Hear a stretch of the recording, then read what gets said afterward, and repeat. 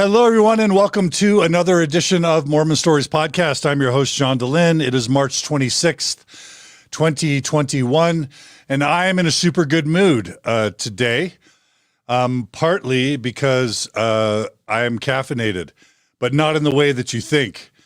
This is a happy occasion. I am super excited for today's episode. Today's episode is something that to me represents the culmination of 20 years of work. And it's a celebration of sorts, but it's a measured celebration. It's a cautious celebration because, we still have a long way to go. Any time that we do an episode where we are celebrating some positive steps within the Mormon experience, there are also going to be people that are triggered by that because they're going through the really painful parts or they have trauma related to Mormonism. And when you're in that space of anger and sadness and frustration, you don't want to hear ever anything good. You only just want to hear burn it all the F down. And I just want to begin by acknowledging those of you who are in a space where you don't want to hear anything positive. This is a positive trigger warning. You may be triggered by positivity today. And if you are, practice self-care, which can mean shut this off, pause it, don't listen to it, come back later, because we are going to be talking about some positive things related to Mormonism. But it's really important stuff. So welcome. And by the way, we have two episodes today. One this afternoon that's just going to be mind-blowing and this morning.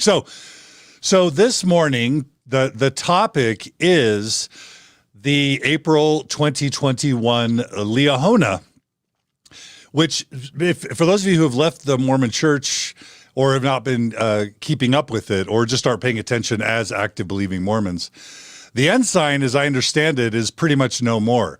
At some point in one of the flurry of announcements by Russell M. Nelson, the president of the Corporation of the Church of Jesus Christ of Latter-day Saints, he made an announcement that the Ensign is going away as a brand, and the new Global Church magazine, as I understand it, they had an Ensign for the U.S. and for English-speaking people, and then a Liahona for the rest of the world that would be translated into lots of languages. And I guess the idea was messages that needed to be sent outside of the English-speaking world were slightly different than the messages, or significantly different than the messages that needed to be sent inside the Mormon world. And so they have always had two magazines. And those of us who served, like in Latin America, for example, we wouldn't get the Ensign, we would get the Liahona in Spanish. And I'm pretty sure that same magazine was translated into all the different languages and sent throughout the world. Well, at some point in the flurry of Russell M. Nelson's multiple changes, revelations, however you prefer to call it, as I understand it, the Ensign name was fizzled out. The magazines were kind of merged, and now there's just one magazine for the entire world called the Liahona. My listeners can they can correct me if I'm wrong. We are live streaming to YouTube and Facebook. Welcome to my listeners. If any of you want to share this episode on your social media, we'd love to have as many people join as possible. But now that they apparently, if I understand it right, have merged the magazines, we have just a Liahona. The Liahona is the magazine, and in the April 2021 edition of the Liahona magazine, there are count them, 6 articles at least that are focused on helping believing Mormons navigate mixed faith relationships, families, friends, spouses, whatever. Now, this already immediately, this announcement merits a huge asterisk because they did not put any of these articles in the printed version of the Liahona, as I understand it. So these are all web-only articles. So for those who want to totally celebrate the fact that the church is really trying to protect and save families in a significant way, I intentionally entitled this episode "Baby Steps" by the Mormon Church to help, protect and preserve and strengthen mixed faith families, because they did not go the full, enchilada and release these in the printed magazine. Now, of course, I have theories as to why, and we'll talk about that. But that's why, this isn't more exuberant than it's going to be.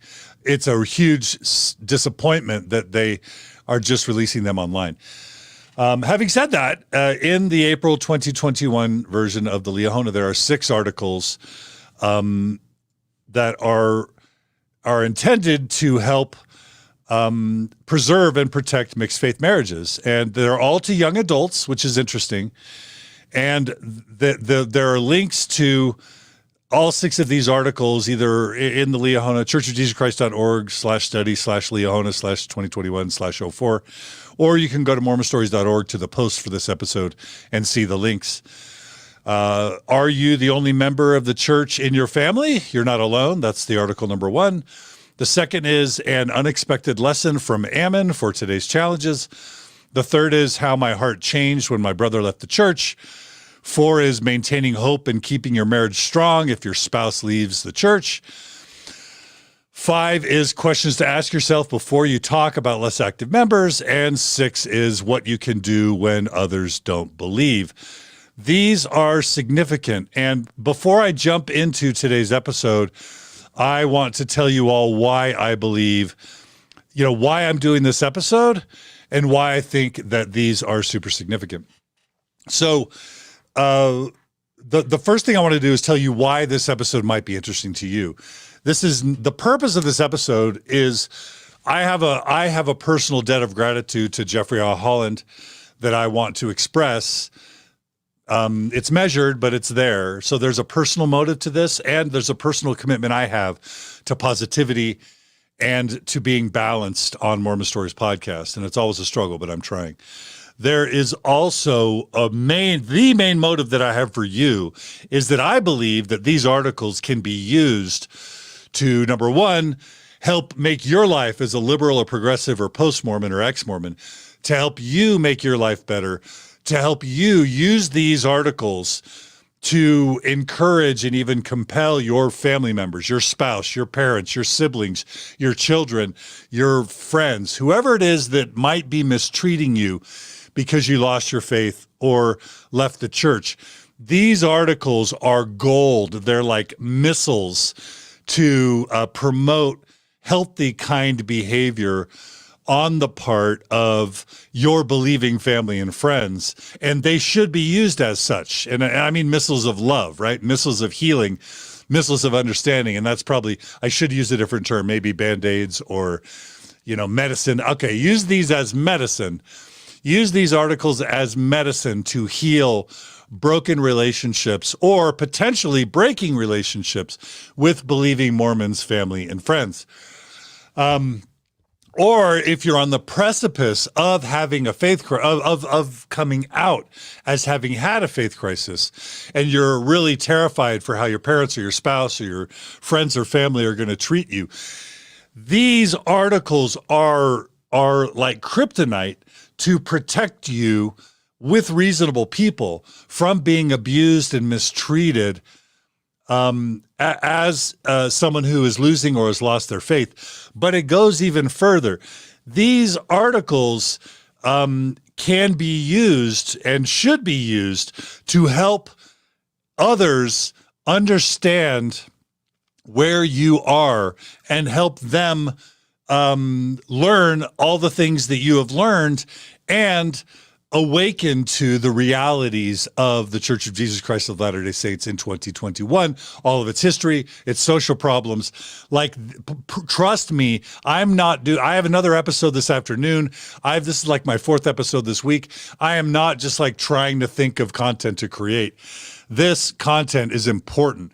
And so I want to ask all of you to please share this podcast with whoever you can, believers and not, because this This has the potential to transform the church. These articles, and I'm going to make that case for you today, and it's important.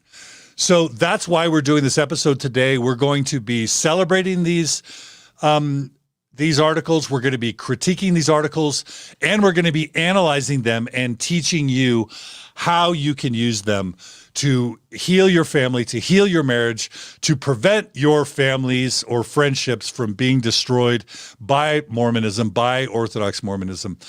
I hope I made my point. We also are going to have a special feature. I'm going to be reading to you some background story related to the creation of these essays from none other than the amazing Allan Mount of Marriage on a Tightrope. Allan is, of course, Katie Mount's partner. And, Marriage on a Tightrope is the best resource in the world for navigating a mixed faith marriage. There are other great resources as well, including the Gift of the Mormon Faith Crisis podcast that Natasha Helfer Parker and I do. I can't recommend that enough. If you want support in your faith crisis, in your family relationships, teaching your kids after a faith crisis, keeping your marriage strong after a faith crisis, go to MormonFaithCrisis.com. There's 70 plus hours of free coaching and content from me, Natasha, and Margie DeLynn. That is just for navigating you through every step of a Mormon faith crisis, including dealing with family and in mixed faith marriages. But marriageonatightrope.com or .org, whatever it is, it's brilliant. Check it out. We're going to be reading to you a really important statement today from Allan Mount. And again, I want to welcome all of our listeners who are joining us. We have a large audience, and I hope that it just grows over the next couple hours. First, I want to start with a story, because this is a story that's very personal to me. And it's a story that I've shared, I think, previously, privately, and sometimes maybe on the podcast, but I'm going to share it again. And I hope you guys will enjoy this story. And this is 100% true as far as my memory holds. So there was a time early in my PhD, probably 10 years into Mormon Stories podcast life cycle, where my brother Joel, who I love, was working for the church at the highest levels of the church. He was literally chief information officer of the Mormon Church while I was doing Mormon Stories podcast, which meant that he reported directly to, was it Bishop Burton, the presiding bishop? I don't know who he reported to, but he met regularly with the Quorum of the 12 and with the First Presidency. He was on a first-name basis and probably still is with all of the members of the Quorum of the 12. He's got personal relationships with all of them. And for 7 years, my brother Joel helped usher in the Mormon Church kind of into the internet age. And so when you think about the church getting onto Twitter, getting onto Facebook, getting onto Instagram, renovating its websites, getting into the world of social media, handheld devices, and just all that entails, apostles blogging, apostles tweeting. It was my brother who was brought on from Microsoft to help the church make that transition. And he did a phenomenal job. And he was amazing. Anyway, this was during a time where I was really just thick into my faith crisis. So if you're thinking about 10 years ago, if we're talking 2011, 2012, 2013, these are really, really, and it actually starts before. We're talking 2008, 2009. This is right when I was in the thick of it, wondering if there's a God, wondering if Jesus exists, having lost my faith back in 2001. And Mormon Stories wasn't just a service project for me. Mormon Stories was also a desire to try and stay in the church and also to try and make sense of it all. And frankly, to try and heal and grow and prevent a lot of depression and sadness on my part. So as my brother got to know lots of the apostles, he got to know Jeffery R. Holland. And I actually have a background with Jeffery R. Holland. And the background is as follows. When I was at BYU in 1987, 1988, Jeffery R. Holland was president of BYU. And just ironically, his daughter, Mary Holland, was in my ward. So I was in Chipman Hall at BYU in the honors dorm. Budge Hall and Fugel Hall were kind of the sister, air quotes, the sister dorms to Chipman Hall. And so Mary Holland was in our ward, and I got to know Mary Elder Holland's daughter. We actually did go out a few times, not in any super serious way, but in a fun way. I got to know her. She loves Billy Joel. She's super down to earth and smart. She would teach kind of edgy, gospel doctrine classes in our student ward. And I really liked her. I'll admit it. At the time, I really fell for Mary Holland. And, because I got to know Mary, I got to know Jeff and Pat, or Elder Holland and Patricia Holland. I don't think he had been made an apostle yet at this time, back in 87, 88. Maybe he had. But regardless, I got to know him a bit. I even played tennis with him once, just me and Elder Holland, mano a mano, in the tennis courts near the presidential house that he lived at BYU. And eventually I also took a Book of Mormon class from Elder Holland. And, he was just a major influence in my life. So I did have kind of this background with the Holland family. Also, Matt Holland was a fellow teaching assistant at BYU. We were both American Heritage teaching assistants. And so my brother and me and Matt Holland all taught American Heritage together. So I got to know Matt a little bit, and I actually interviewed to work at Monitor, which was this management consulting firm that Matt Holland had gone to in Boston that I interviewed for before I ended up at a job at Bain. So I have a background with the Holland family. My brother is at church headquarters. I'm doing Mormon Stories podcast, and my brother becomes friends with Elder Holland. And just out of the kindness, I think, of my brother and out of Elder Holland, I'm invited to have lunch with Elder Holland and my brother. And I'm not going to talk about our first lunch today. I've talked about it before, but we had a first lunch. And then I just want to say, my memory is 6 to 12 months after our first lunch, we have a second lunch. And I'm going to talk about the second lunch today. So in the second lunch, we're up at the Joseph Smith Memorial Building on the top floor in this reserved. It's an entire restaurant that was reserved, and it was just me and Elder Holland and my brother. No one else was in there. It was right across the way from the outside atrium restaurant at the top of the Joseph Smith Memorial Building. I forget what it's called, the Room or something, but it almost felt a little bit mafia-esque to just be in this entire restaurant that was shut down just for me and my brother.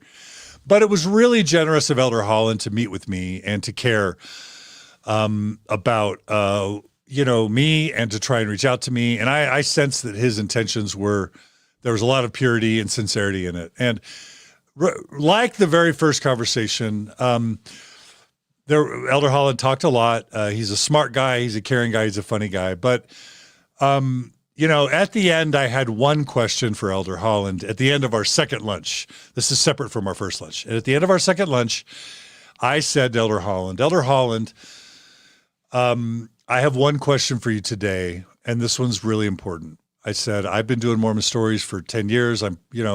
I'm planning, I was either planning to pursue a PhD, or I was pursuing a PhD in clinical and counseling psychology. And I said, the reason why, I'm coming to you today, thank you for meeting with me, is because I'm distressed by all the families that are being destroyed, within a Mormon context. Every single day, people are reaching out to me and saying, my wife or my husband wants to leave me. They want to take the kids away from me because I lost my faith. My parents are disowning me. My siblings won't talk to me. My children are wanting to disown me as a parent or a grandparent. They want to take me away from access from my grandkids. Like, families were being torn apart. But at the time, I was most concerned about all the divorces, all the people who were being divorced by faithful Mormons because they were losing their faith. And so I said to Elder Holland, Elder Holland, there are a lot of enemies of the church. And if you want to get rid of enemies in the church, and if you want to do the right thing, and this is not word for word what I said, but this is my memory of the gist of what I said. I said, the best thing you could do is give some type of talk in general conference where you tell believing, spouses that simply losing your faith is not grounds for divorce, for breaking up the family, because the Mormon Church is literally destroying families, likely unintentionally. And what we need is an apostle to give a talk at General Conference to just make this very clear. so that the church doesn't ruin families. And if you don't ruin families, Elder Holland, number one, you'll make less enemies. But number two, you'll be doing the right thing. You'll be saving families. And isn't the church all about families? And I'll never forget, his response. His response was, number one, it was almost like reactionary. It was like, we don't tell what people to do, in a bad marriage. It was like, that's not what we do. And what came across my mind is it was kind of like a legal defense. Like, as soon as bishops are saying, stay married or divorce, my guess is that would incur a lot of legal liability on the church if and when things go sour. It's also unethical to tell people what they should do. As a trained therapist, I was trained as a therapist, and certainly that would be unethical as well. So, and it's also a personal decision whether you stay or you don't. And of course, if there's abuse, it even becomes more problematic. Now, of course, I knew that there are plenty of bishops and stake presidents that do tell people to leave their spouses if they lose their faith, or to stay with them even though there's abuse. Like, I knew that, but I wasn't going to argue with Elder Holland.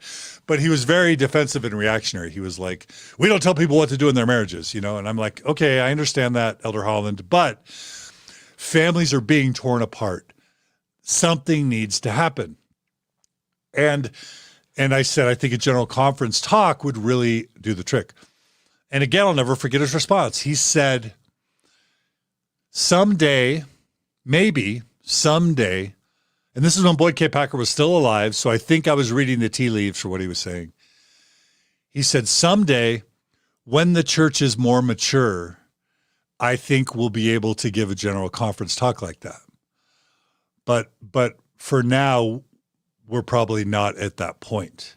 And I think what he meant is when some of the older members of the Quorum of the 12 die off, when the church membership is a little more mature, that a talk like that would be able to be given. But he made it very clear to me that the church wasn't ready for really, really speaking out in favor of non-believing spouses, which, my heart sunk when he said that, because I'm thinking, like, really? Like, you're going to be political. You're going to finesse doing the right thing and avoid doing the right thing for fear of the consequences. Like, that's the opposite of what I was taught as a Mormon. And you're not going to put families first. Like, I was really disturbed by that answer. And so I pushed back again. I said, Elder Holland, we've got to do something. These families are being torn apart. That should be a big enough problem. But you are creating enemies everywhere.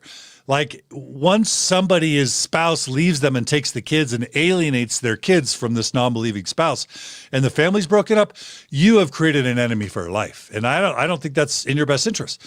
So this is what Elder Holland said. He said, all right, John, here's what you do. What I want you to do is I want to give you my permission to tell people this. You can tell people the following. Tell people that I, John DeLynn, have had the good fortune of traversing the halls of church headquarters. And from the conversations that I've had with unnamed people, I've gleaned that. And then he said, if you can couch it like that, then I give you permission to say whatever you want. And you can tell people exactly what you think they need to be told. And I was just like, Elder Holland, like, that is not, some random podcaster saying I've traversed the halls of church headquarters, and from the many conversations I've had, I've gleaned that a believing spouse shouldn't leave their non-believing spouse and break up the marriage. Like, that's not going to have the impact we're talking about here. And he's just like, that's the best I can offer you right now. So I left that second meeting with Elder Holland kind of really dejected. One, I was disappointed that I understand on a level that this is a political job. I understand that, that he was probably still a junior apostle at this point. Boyd K. Packer ruled with an iron fist, that his power is limited. And if you cross the brethren, you sit lower in the hierarchy, you get the chocolates last. Out of the chocolate box, it gets passed around by seniority. You cross the guys ahead of you, you get kicked off the committees, you get, taken away from the certain projects, like Dieter Uchtdorf, you get demoted from the first presidency. I understand that his power was limited, that he has to manage his capital appropriately. I don't fault him for that. And the purpose of me telling this story isn't to say he's a coward, isn't to say he was wimpy. It's not to degrade his character. I believe that he is a good man who is from the inside trying to make things better. I really do believe that. And he has a really hard job. And if any of those guys are too friendly to progressives, too friendly to people who leave the church, they get smacked. Just ask Dieter Uchtdorf. And so they have to manage their capital carefully. So the purpose of this episode is not to demean or criticize Elder Holland. It is to say I was super disappointed that he gave that answer. But I believe he's a pretty smart guy who's read a lot of books and a lot of good books and a lot of smart books. He went to a pretty good school, and I believe he has a big heart, and I believe he cares about families. I know that. I'm sure of that. Now, of course, I lost my connections with Elder Holland because of the whole Neil A. Maxwell Institute, Daniel Peterson debacle. I invoked Jeffrey Holland's name in that to help Daniel Peterson get removed from the Maxwell Institute, which I think probably ruined my relationship with Jeffrey R. Holland because we never met again. And he did respond to my email about the Greg Smith hit piece on me and the Daniel Peterson, Lou Midgley hit piece. He was instrumental in getting Daniel Peterson removed from the Maxwell Institute.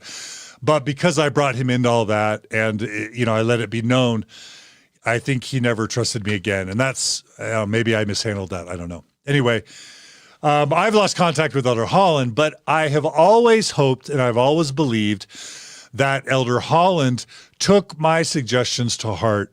And for all these years, as the church has become more mature, as Elder Boyd K. Packer died, as he's risen in seniority, now he's a senior apostle. He's actually, I think, third in line to become prophet. I believe that, I hope that he's been working behind the scenes, that he listened to me, and he's been doing what he can. Regardless, the reason why I tell that whole story is because I believe that these 6 articles represent the beginnings of the type of fruit that I've been fighting for 20 years. And not just me, all the people, Sunstone, Dialogue, Mormon History Association, John Larson, Bill Reel, Radio Free Mormon, Natasha Helfer Parker, Julie de Azevedo Hanks, Jennifer Finlayson Fife, Jana Spangler, just pick whoever you want, Jonathan Streeter. If there's one thing that's effed up on the planet, it's that any Christian church, and especially the Mormon church, that claims to be primarily about families, has been destroying families for decades and decades and decades. And I don't just mean 10 families or a dozen families. Hundreds or thousands of families a year have been torn apart by the Church of Jesus Christ of Latter-day Saints over faith crisis issues, LGBTQ issues, race issues, feminism issues, and intellectual, historical, cultural issues. And the Mormon church, if it's going to do anything, it needs to stop doing harm and destroying families. And because I've been wanting this and because I've been fighting for this, along with all these other amazing people, I would be a jerk if I did not positively recognize the progress. And I believe that these essays are progress. 6 articles in a single Liahona edition, all about saying so many of the things that I and Natasha Helfer Parker and so many other amazing podcasters, activists, mental health professionals, etc., have been saying for 15, 20 years. They're in these articles. So I want to begin by thanking the Church of Jesus Christ of Latter-day Saints for making this important baby step. Now, for those of you who missed the very beginning, I call this a baby step because these 6 amazing articles, while I'm super happy that they're there, they are only to young adults for some weird reason, and they're digital only, which is a huge, obnoxious oversight on the church's part. Now, I know they've got to move slowly, but it is progress because now it's no longer my podcast you have to show a believing Mormons. It's no longer the gift of the Mormon faith crisis. And even the Bridges book by the Osler, by Brother Osler, which is amazing, is not a church-sponsored book per se. These articles are on churchofjesuschrist.org. So they can't be argued with. And that is the first point that is super important. Yes, it's egregiously dumb that they weren't in the printed version, but it's incredibly important that that these are on the church's website. And I want you to use these as love missiles, as healing missiles to, number one, educate your family members on how to treat you and loved ones. Educate bishops, educate stake presidents, educate elders quorum presidents, relief society presidents. These are missiles of love and healing to help people treat you better and treat us better, and to help awaken them to the same types of things that you have been awakened to, so that they can have more informed consent in the ways that they engage the church. So I am going to go through these essays now, and I'm going to read to you some of the highlights. And I'm going to invite you guys to share your highlights. And we're going to go in order. We're going to start with, are you the only member of the church in your family? You're not alone. And I just want to tell you again, don't turn off. If you care about being treated well by family members, believing family members, if you want the church to become more supportive, and if you want the church to develop more empathy for non-believers, for apostates, for ex-Mormons, this is a super important episode. So don't just shut this off. Take the time to see and learn what's in these episodes, in these articles. Do it with me if you want. Do it with us. And then use these articles as love missiles of healing. And that's why we're going through them, because I'm going to tease out the important messages that you can show to bishops, show to your parents, show to your believing spouse, show to your siblings that are treating you badly, show to your children, to your grandchildren that are alienating or isolating you. It's an antidote to all of that.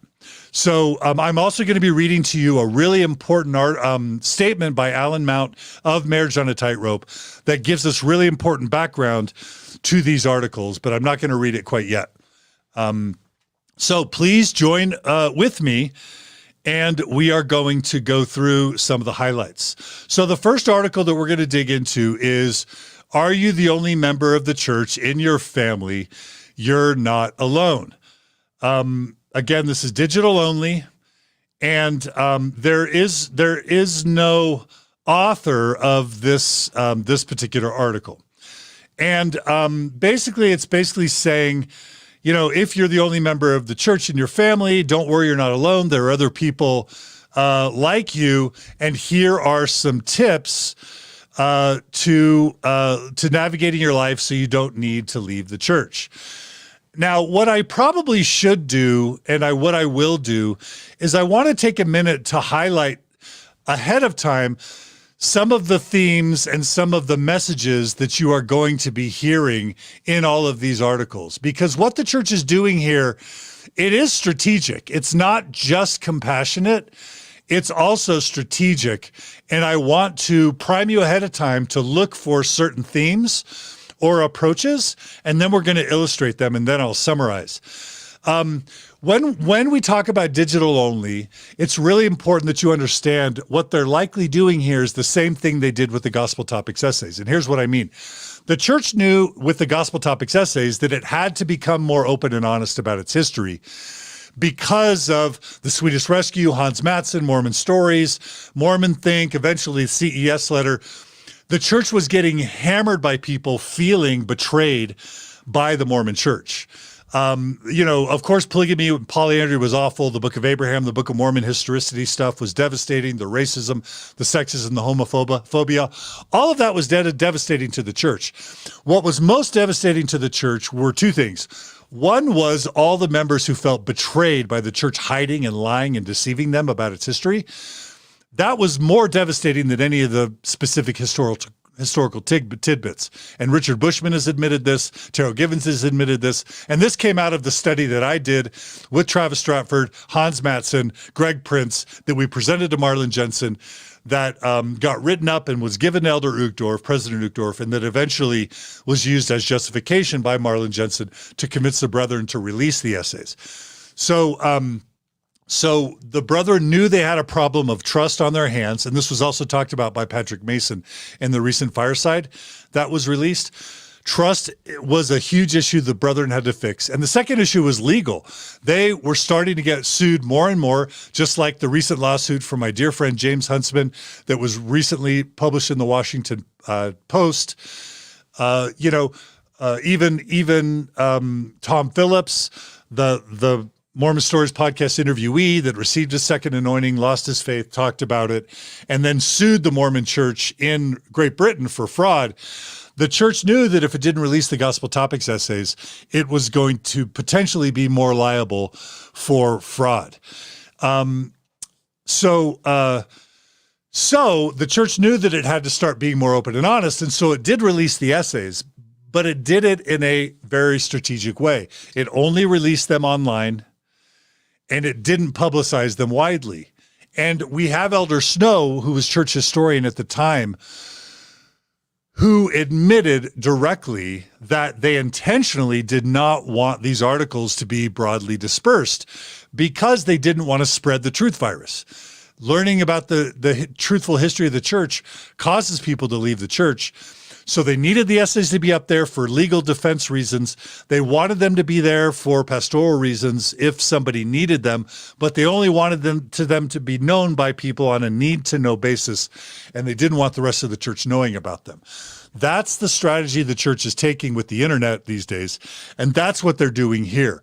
They don't want these essays widely available because they're worried, I believe, that if there's too much empathy for believers, too much support for believers, too much talk about people losing their faith, it's going to spread the truth virus and too many people are going to leave. However, the church realizes that if they don't bend, they're going to break. And if there's a mixed faith marriage where one's left the faith, and the other one's still believing, and there's just constant stress and strain on the marriage, if it isn't a more humane environment for the non-believer and for the believing spouse in that mixed faith marriage, if the environment isn't more healthy, eventually the believing spouse is going to lose hope, get tired, get exhausted, and leave. In addition, there's this whole sad heaven concept of the whole point of the gospel is that everyone returned to heaven. And what that creates is sad heaven, because inevitably some of your kids are going to lose their faith. Your spouse is inevitably going to lose their faith, especially in the modern age. Some of your kids are going to be gay, some of your siblings, some of your parents, whatever. And so the Mormon doctrine of eternal families became the doctrine of sad heaven, where all the Mormons around all the Mormons around who were having family members lose their faith, tied to a constant talk about no empty chairs and everybody returning to the celestial kingdom.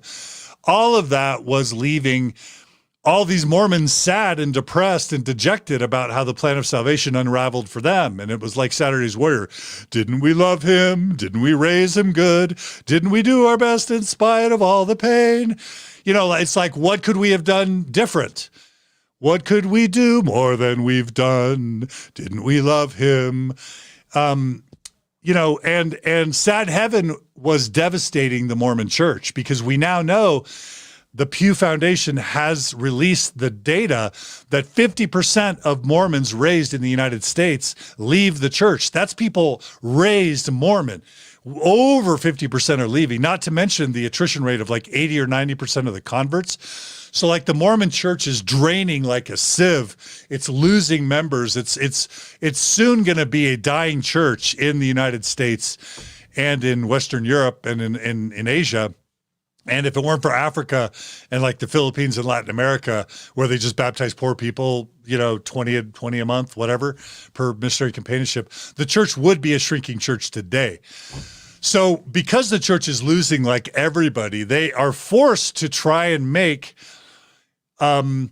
articles to make the church more loving and supportive for non-believers, so that they don't lose the believers, the believers that are left. I think the church knows they're not going to get back the people who have lost their faith. What I believe they're trying to do here is get back the people to keep the people who are going to leave if their family breaks apart. And so they're trying to create things that are more flexible. So as we read these essays, watch for a changing doctrine about sad heaven. Watch for a focus on Jesus. So it's like you'll never see Joseph Smith mentioned in any of this stuff. You're going to only see mention of modern day apostles. You're going to see this massive focus on Jesus. And that also represents Russell M. Nelson's huge focus, which is Jesus, Jesus, Jesus. We've realized we're taking Moroni off the temples. We're blowing up the name Jesus on our logo. We're creating this huge logo with this super tall, phallic-looking Jesus that just is just saying Jesus, Jesus, Jesus. We're making the term Mormon illegal. We're saying that the term Mormon represents, a victory for Satan. To even use the term Mormon, we're stripping ourselves of the Mormon identity. We're changing all the SEO on Google and in the church so that, we're not associated even with the word Mormon anymore. We basically want to kill our past, rebrand. We're doing a corporate rebranding of the product.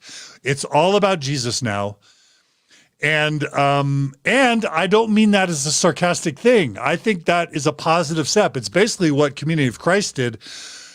Talk about real prophets and seers and revelators. It's what Community of Christ did, the Reorganized Church of Jesus Christ of Latter-day Saints. It's what they did 30, 40, 50 years ago. Our church is finally now following in that footstep. Hooray for a focus more on Jesus. I made a joke on the internet that some may have felt was disrespectful. I could hear a symbolic call from church headquarters: more Jesus, less Joseph. That is the new mantra of Russell M. Nelson. And I think it's a positive step because, if we're going to go for role models, I do think Jesus is a better role model than Joseph or Brigham. I just think that's factually true. And Jesus, if you read him right, if you don't read him the way Kwaku and others read him, where it's like Jesus came with the sword to divide families, but if you read Jesus like most rational, reasonable, kind-hearted people do, you will interpret Jesus as being all about love, all about kindness, all about compassion, all about listening, all about love. All about love. And that is in all of these articles, and you're going to see it, and you're going to see it in spades. It's going to be a real focus on individual responsibility, on differentiation, where I do me and you do you. There's going to be a real focus on mutual respect, where even if you've left the church, even if you've made different decisions, I still respect you, and you can be a good moral person even if you leave the church. There's a real heavy attempt at dispelling all these negative stereotypes of people who leave the church, that they can't be moral, that they just wanted to sin, that they never believed in the first place. All those stereotypes the church is now actively trying to dispel and dismiss with these articles, and that's one of the reasons why it's super important. A heavy emphasis on a personal relationship with Jesus, which is a little bit interesting given our beliefs in the Godhead and the traditional teachings about Heavenly Father being the person that we have the relationship, not Jesus. And an encouragement for believers to fight for their families, for their mixed faith families, to fight for their relationships. All of that is super beautiful. And so watch for those themes in these articles. And so now let's kind of dig into them. So in this article of, are you the only member of the church in your family? You're not alone. It's going to give some advice. The first piece of advice to someone in the church is put the Lord first. And put the Lord first. I highlighted that because I do think it's really important for the church to be careful with this idea. Because, the comment that I made in the sidelines is it the Lord that should be put first, or is it families that should be put first? I'm not so sure the Lord should be put over families. I think families should be put first. So I don't mean to start with the critique, but this is the first point in the first article. And I know that the church listens to these episodes. I know that they make changes directly from these episodes. Heck, they took the Chelsea Homer articles down like 3 days after I talked about them on Mormon Stories podcast, which made us all sad, including Chelsea and Nick. We know they're listening. We know they're changing. These articles prove that they're changing. And so, guys, please be careful on the rhetoric of put the Lord first. I think it should be put families first. I highlighted this point, quote, "He that loveth father or mother more than me is not worthy of me. And he that loveth son or daughter more than me is not worthy of me." There's a level where I can understand what they're saying here. If God to you is love and kindness and hope and health, then fine, put God first. Put health, love, kindness, charity first. But if your God is a God of judgment or retribution or being critical or exclusion, if you've absorbed the Mormon God of the past or the Old Testament God, this is dangerous, because then you just use a violent God as the justification for treating families with violence. So that's problematic depending on what someone's view of God is. And then also I just wonder, is it ever, isn't that straying into cult territory? Isn't that what cults do? They put the religion before the family. I just think the church needs to be careful here. I think that quote is not super healthy. I think it's a little bit risky and dangerous. And so I do want to ask the church to be a little bit careful about that. But my goal is not to nitpick. My goal is to celebrate these changes. The second point from this article that it says is, be respectful of one another. And how can that not be an amazing thing? This is in the context of dealing with non-believing family and friends. And how you can just use this and say, hey, mom and dad, hey, believing spouse, this says you need to respect me. And by the way, this is just the beginning. Some of these other articles go into much more depth. But how can that not be viewed as a positive thing? It is telling believers to be respectful to non-believers. Let me continue. It says, patiently help them understand. Again, it's encouraging patience, and that's a good thing. It's saying be an example. I think that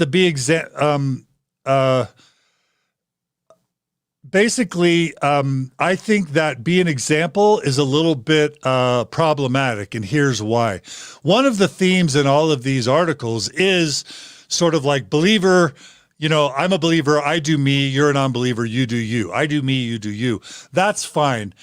In the sense that I believe that too. Everybody should be respected. It should go both ways. Non-believers should respect believers.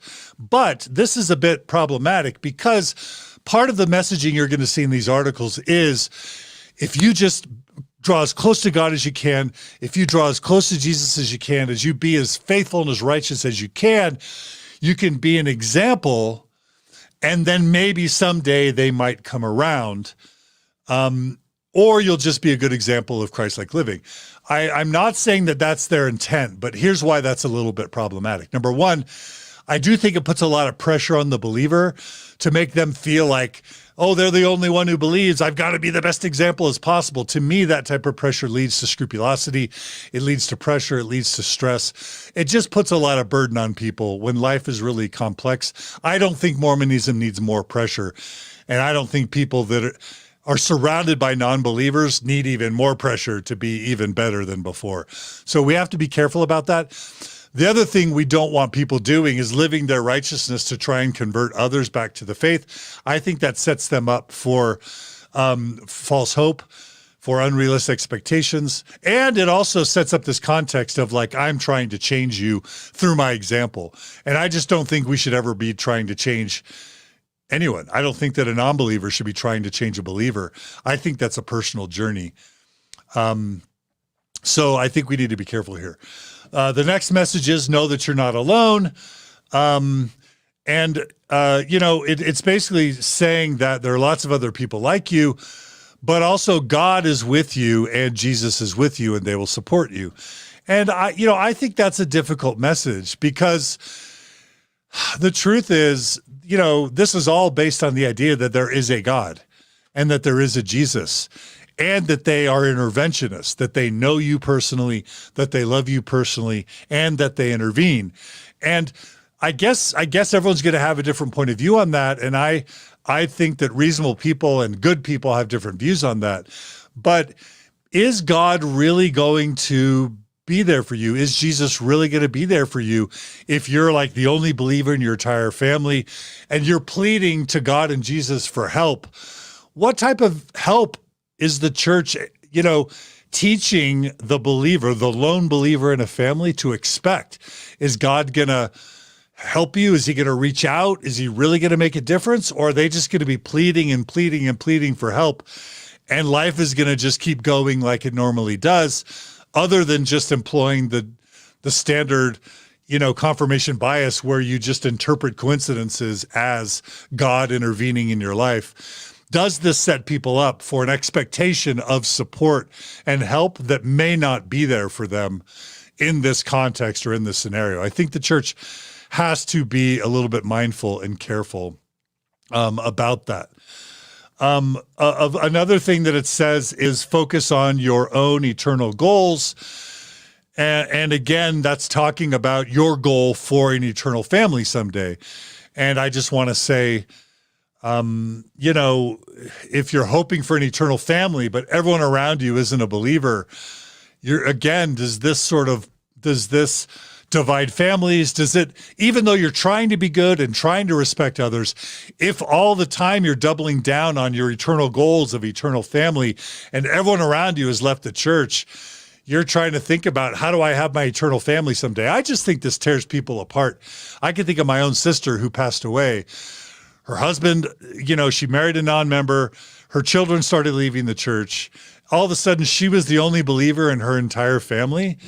And all she was thinking about was sad heaven every day. And my sister Gina died young. She died of a preventable illness, I believe. And sometimes I wonder whether my sister was just so disappointed at how life ended up as the only believer in her entire immediate family. Plus I had lost my faith, her sibling, plus my other stuff. Like, I just wonder whether this focus on this, I just wonder if the doctrine of eternal families backfires. I wonder whether the Mormon doctrine of eternal families causes sadness, whether it causes division, whether it causes disappointment and depression and anxiety. And what if we just had this belief that everybody goes to heaven? If there's a heaven, like, what if we had this belief that like this life is the only life we know we have? Let's make the most of it and treat everybody with kindness and not worry about a future that none of us really knows about. What if that's the belief that we had? What if we had the belief of being radically kind to everyone in our family and being just radically inclusive no matter what, and leaving for tomorrow? And what if Jesus taught that? What if Jesus actually taught, take no thought for the morrow, for today is the evil sufficient thereof? And what if a focus on the eternal families in the future is actually causing suffering? And I think that's what secular Buddhism and even Jesus would teach us in the end, that worrying about the past or the future is a recipe for sadness. And focusing on the present moment, love and peace and kindness in the present moment. What if that is the holy grail of health and happiness? And if that's true, then what if this teaching of focusing on your eternal goals of eternal families however well-intended it is, what if that is setting people up for sadness and depression and anxiety and disappointment in their lives? So I love the personal focus on it, that the church is teaching people not to spread the sadness and disappointment and pressure and judgment and negativity on non-believers. But I do worry about the mental health implications of having sole believers in a family focus on their own goals, especially a toxic goal like eternal families. And then finally, remember that Christ knows how you feel. That's not finally. Remember that Christ knows how you feel. Again, that's powerful if there's a Christ, and that's powerful if Christ knows you personally. But if that's fiction, or if that's made up, and if there's really not a Christ who's looking over you and protecting you and guiding you, or if he's not going to reach out to you in the way that you have been taught or expect, are you just setting people up for false expectations and disappointment? I think that's a fair question. And then of course, there's this teaching of deepen your relationship with Heavenly Father. The problem with this type of quote, and you're going to see this throughout these essays, is the risk of the doubling down effect. So as soon as you've got these believing Mormons that are like surrounded by non-believers, being told to deepen your relationship with Jesus and deepen your relationship with Heavenly Father, the risk is you create what's called the backfire effect or the doubling down effect. How many of you can relate to having been in a mixed faith marriage? You lost your faith, and your spouse, who never really cared much about the temple, all of a sudden starts going to the temple all the time, or didn't really care about tithing, all of a sudden starts paying more tithing, or didn't really care about garments too much, and all of a sudden they're wearing garments all the time. Like, sometimes there's this doubling down effect where when one loses their faith, the other doubles down. I don't think that polarization is healthy in families and in marriages. And so if this sort of like focus on deepening your relationship with God and deepening your relationship in Jesus creates more pressure and polarization, I worry that doubling down effect can just cause more stress and strain. It can backfire. Again, I think this is an overall very positive move by the church, and I don't want to be more critical. This article is actually the one that was most problematic for me. I want you to know that many of the others are going to be just all positive. So, and they're going to be able to be used as love missiles for healing and growth. But this is the one that's most problematic. I'll just read a bit from this article. Instead of trying to sell your family members on the gospel of your reasoning, focus on becoming your best self and growing spiritually, and be patient. Hold firm to your decisions and see them as part of your eternal progression. People's hearts change when they can see what the gospel of Jesus Christ does for you and how you live your life. And again, that is exactly the kind of mixed message that I think is problematic. It's good that it's telling them not to try and persuade. You can use this as a missile and say, stop trying to sell me on the church. I've lost my faith. You believe it. Look, this article says, don't sell me on the gospel. Don't argue with me. You need to focus on being your best self and growing spiritually. That's the good part, that you can weaponize with love. You can love weaponize for love and for healing.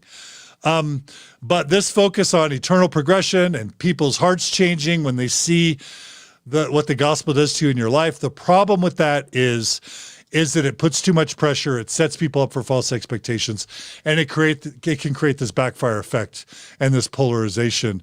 And it sets people up to be righteous so that other people can change. And I think people should just be righteous if they want to be righteous, not be righteous with the intent of changing anyone. The final point is, I think there's so many points here. Another point is choose to move forward with Christ. It says, quote, God takes care of all of us, whether we are members of his church or not. I pray for my family. I put their names on the temple prayer roll and I serve them. I am grateful for the differences in perspective we have and for what they teach me. And I'm grateful to have them in my life, regardless of our differences. Again, it's saying, this is so positive, right? It's saying, it's having a believer say, I'm grateful for the non-believers in my life. I pray for them. I put them on the temple roll and I serve them. Again, this can be love weaponized for healing, in the sense that you can say to them, your job isn't to ostracize me. Your job isn't to shun me. Your job isn't to treat me in a mean way, to cut me out of the text strings. Your job is to pray for me and serve me in a loving, kind way. That is what this article is telling you to do. That's great. And it's basically saying your job is to be grateful to have me, the non-believer, in your life. Now, of course, that doesn't work. You can't shove it in their face. But if you give them this article, if you highlight it like I've done, and if you say, I just want to let you know, this is how the church is instructing you to treat me from their own website. Can you see how this can help encourage a healthier dialogue if you do it in a kind, loving, supportive way, which I only encourage. And so there's so much that's good here, but again, I just worry about the pressure and the doubling down. The last, and this is the last point of this article, the Lord will guide you. Again, my question is, will the Lord guide you? Is there an interventionist God? Why is there so much poverty? Why is there so much death? Why is there rape? Why is there murder? Why is there assault? That's the problem of evil or the theodicy. Does the Lord and Jesus, do they really guide you? And is that setting people up for false expectations? In this article, it says,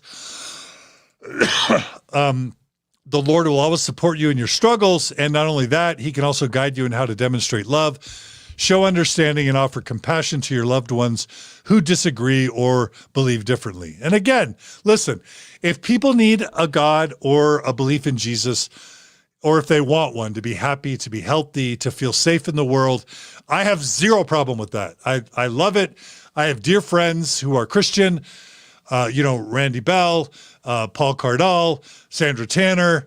I could go on and on. Joel Tippett, Janice Spangler. Like, I love Christians. I love progressive Christians. I love all Christians. I love people who believe in God. I'm not an atheist. I've never once in my life identified as an atheist or an agnostic.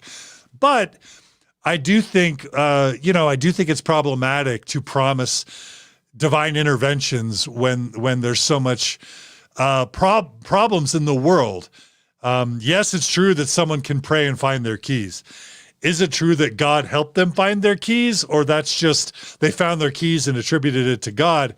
If you believe God helped you find your keys, you have to answer the question, why did God not save people from the Holocaust? Why did God not save that little 13-year-old African girl from being tortured, raped, and murdered? I don't mean to be glib about that, but you just have to have second, why didn't God save Steve Christensen and Kathy Sheets from Mark Hoffman's bombings?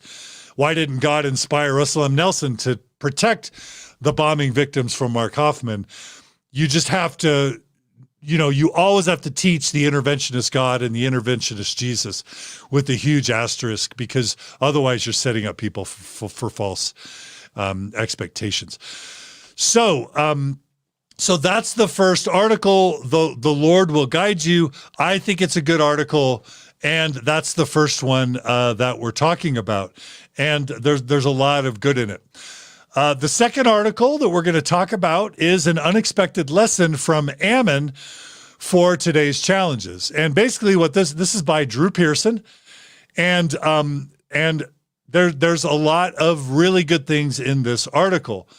The beginning of this article says, one story in the Book of Mormon reminded me of the most important solution when it comes to dealing with differences.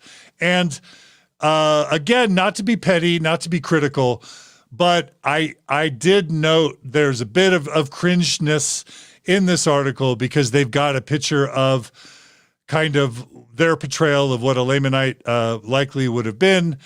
So they're using Lamanites or Native Americans. They're using Native Americans to perpetuate the idea of a Lamanite. And we now know that there were no such thing as Lamanites, that Native Americans were descendants of the Asiatic, people through the Bering Strait. And so just cringe, Lamanite cringe. Can we please lay off the Lamanite cringe? We don't need cultural appropriation. We don't need to perpetuate a false identity to Native Americans in a book that is, Bible fan fiction that was authored as a 19th century document by Joseph Smith. I don't mean to be disrespectful, but this is culturally imperialistic and offensive to perpetuate the Lamanite stuff. So why they dropped that in the middle of this article is a little bit disappointing. But, you know, they're going to do what they're going to do. Let me jump to a part of this article that I think is amazing. And really, having said what I just said, this thing I'm about to read is amazing. Let me read it to you now. Talking about a story from Ammon, this is from the article. Quote, I need to esteem everyone as my brethren. Let me go back. During this time of grappling with social unrest and divisiveness, I find it more important than ever to follow the example set by Ammon. I need to esteem everyone as my brethren, regardless of race, ethnicity, religion, gender, sexual orientation, political party, or any other grounds for political segregation or discrimination. I must follow Ammon's example and, even more importantly, Christ's teachings to love one another. This commandment has no conditions. No conditions. We aren't commanded to love only those of the same race, nationality, or religion. And I just cannot applaud this. This needs to be, you want to talk about something cross-stitch worthy? You want to talk about something that's worth putting on a billboard? You want to share this freaking article with every single Mormon on the planet today. Again, the article is an unexpected lesson from Ammon for today's changes. This is talking about transgender Mormons. They need to be unconditionally loved and accepted and esteemed, okay? Transgender, gay, lesbian, bisexual, liberal, Democrat, atheist, agnostic, people who have left the church, ethnicity, black, white, brown, race, everything, no discrimination. They all need to be loved, and there is no exception. Love one another. Can you think of a cooler thing to be in a church publication? This quote should be shared far and wide. Think about all the Desnat people who are hating on everybody these days. Think of all the, let's just say, extreme Republicans or extreme Democrats that are hateful of the other side politically. Both need to be told, Republicans, you need to love Democrats and libs or liberals. Democrats, you need to love Trumpers or Trump supporters. Everybody needs to love. How do we not need this message in 2021? It's probably the most important lesson any of us could have. Homophobes, transphobes, you need to love your gay, lesbian, bisexual, and transgender people. No exceptions. Racists, you need to love Asian Americans. You need to love African Americans. You need to love Native Americans. You need to love everyone. This is like the most cool quote ever. Have I emphasized this enough? This is super important. This is Caffeinated John DeLynn, hopefully in a healing and a loving way, not in a divisive and an angry way. And it goes on. It's even better. Check out this next quote. Expressing racism, nationalism, or any other prejudice is discrimination and not loving one another. Christ truly is no respecter of persons, and all are alike unto God. Ammon showed this by loving and serving the Lamanites. We can show this by loving and serving the Lamanites. We can show it by proactively reaching out in love to everyone, regardless of whether they're in our usual social circles. So again, this is a call to love and embrace and support non-believing family and friends. And this is what we've been praying for. If you're a non-believing spouse, your believing spouse has been called to love and support you. If you're in a ward and you're being ostracized, you show them this article and say, your job is to embrace and love me unconditionally. If you're being cut out of your friend group, if your family is cutting you out, if your children are alienating you from your grandchildren, if your children are cutting you off, this article can lovingly be shared with them to say, the church itself is saying, love me regardless of my religious beliefs or non-beliefs. I simply cannot think of a more important message. I'm going to share this now in the comments. I literally think every one of you who is within the sound of my voice should share this message with everyone possible and help it heal families and bring people together. And yes, I am going to thank and congratulate the Mormon Church when they do something that's laudable and good. And there is nothing that isn't amazing about this second article, and I wanted to laud it. Okay, let us go on to the third article. The third article is How My Heart Changed When My Brother Left the Church. Now, this is, of course, near and dear to my heart because I am a brother to 3 siblings who left the church at one point or another. And I'm just going to sort of summarize it. It basically tells the story of a believing Mormon whose brother left the church, and it made them super sad. And at the end of that story, it said, I was angry, I was sad, I was hurt. But then it says, one day something finally clicked. I realized there was something I could do. I could love. Never were there 3 cooler words summarized as to what believing Mormons need to do for their non-believing spouse, children, parents, friends, cousins, ward members. I could love. That we should have somebody create a hat, create a flag that says I could love, right? This needs to be like the mantra. We need t-shirts. If one of you wants to make t-shirts or hats that says I could love, let's make hats, t-shirts, flags, bumper stickers, logos, I could love, right? Because there is no cooler message than that, and the church is now teaching it. And this message needs to get out everywhere, and I applaud the church for this message. Another passage that I highlighted from this article, I began to see his goodness again, talking about the non-believing brother. I started to accept and respect his decisions.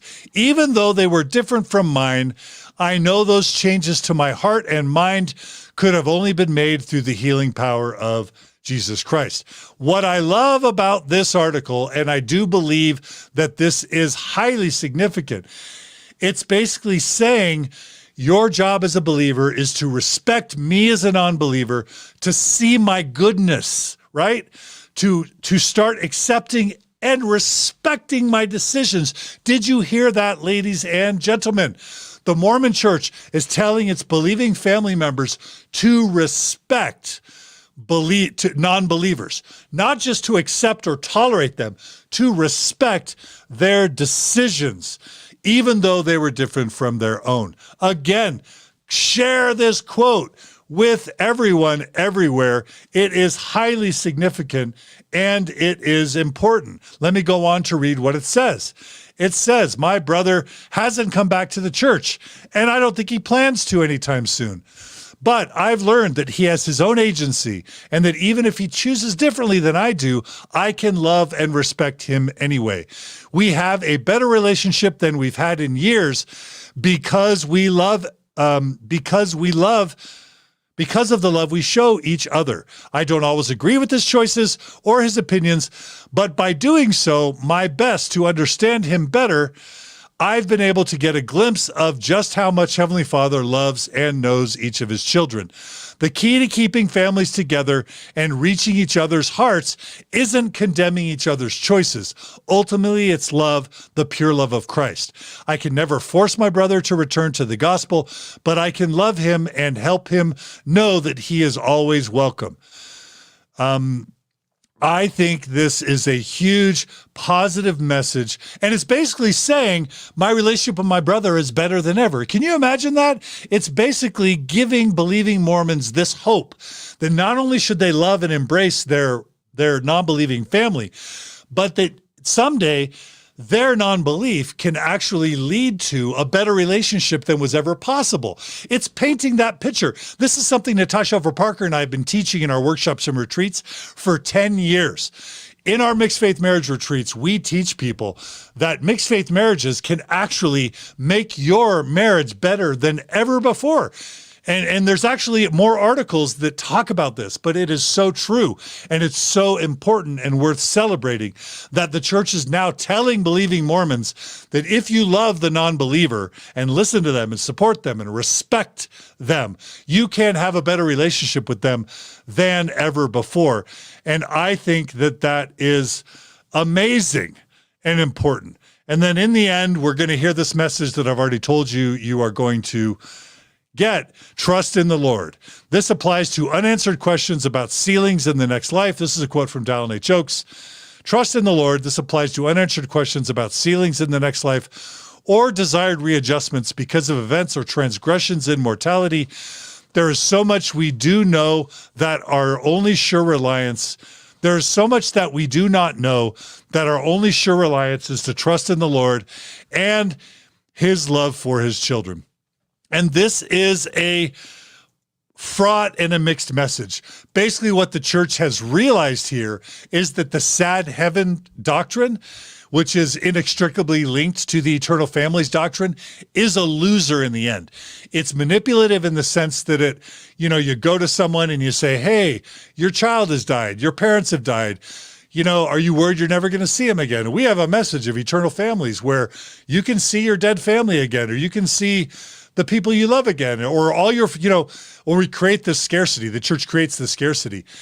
A lot of people believe that, when you die, that's it. But we have a message where you not only can become a God, you can live forever with your family. Who doesn't want that? And so the doctrine of eternal families becomes this hook that they lure people in when there's death or sadness in their family. And it gives them hope, but it also is hope created by the scarcity that it created by even suggesting that heaven wasn't fully inclusive in the first place.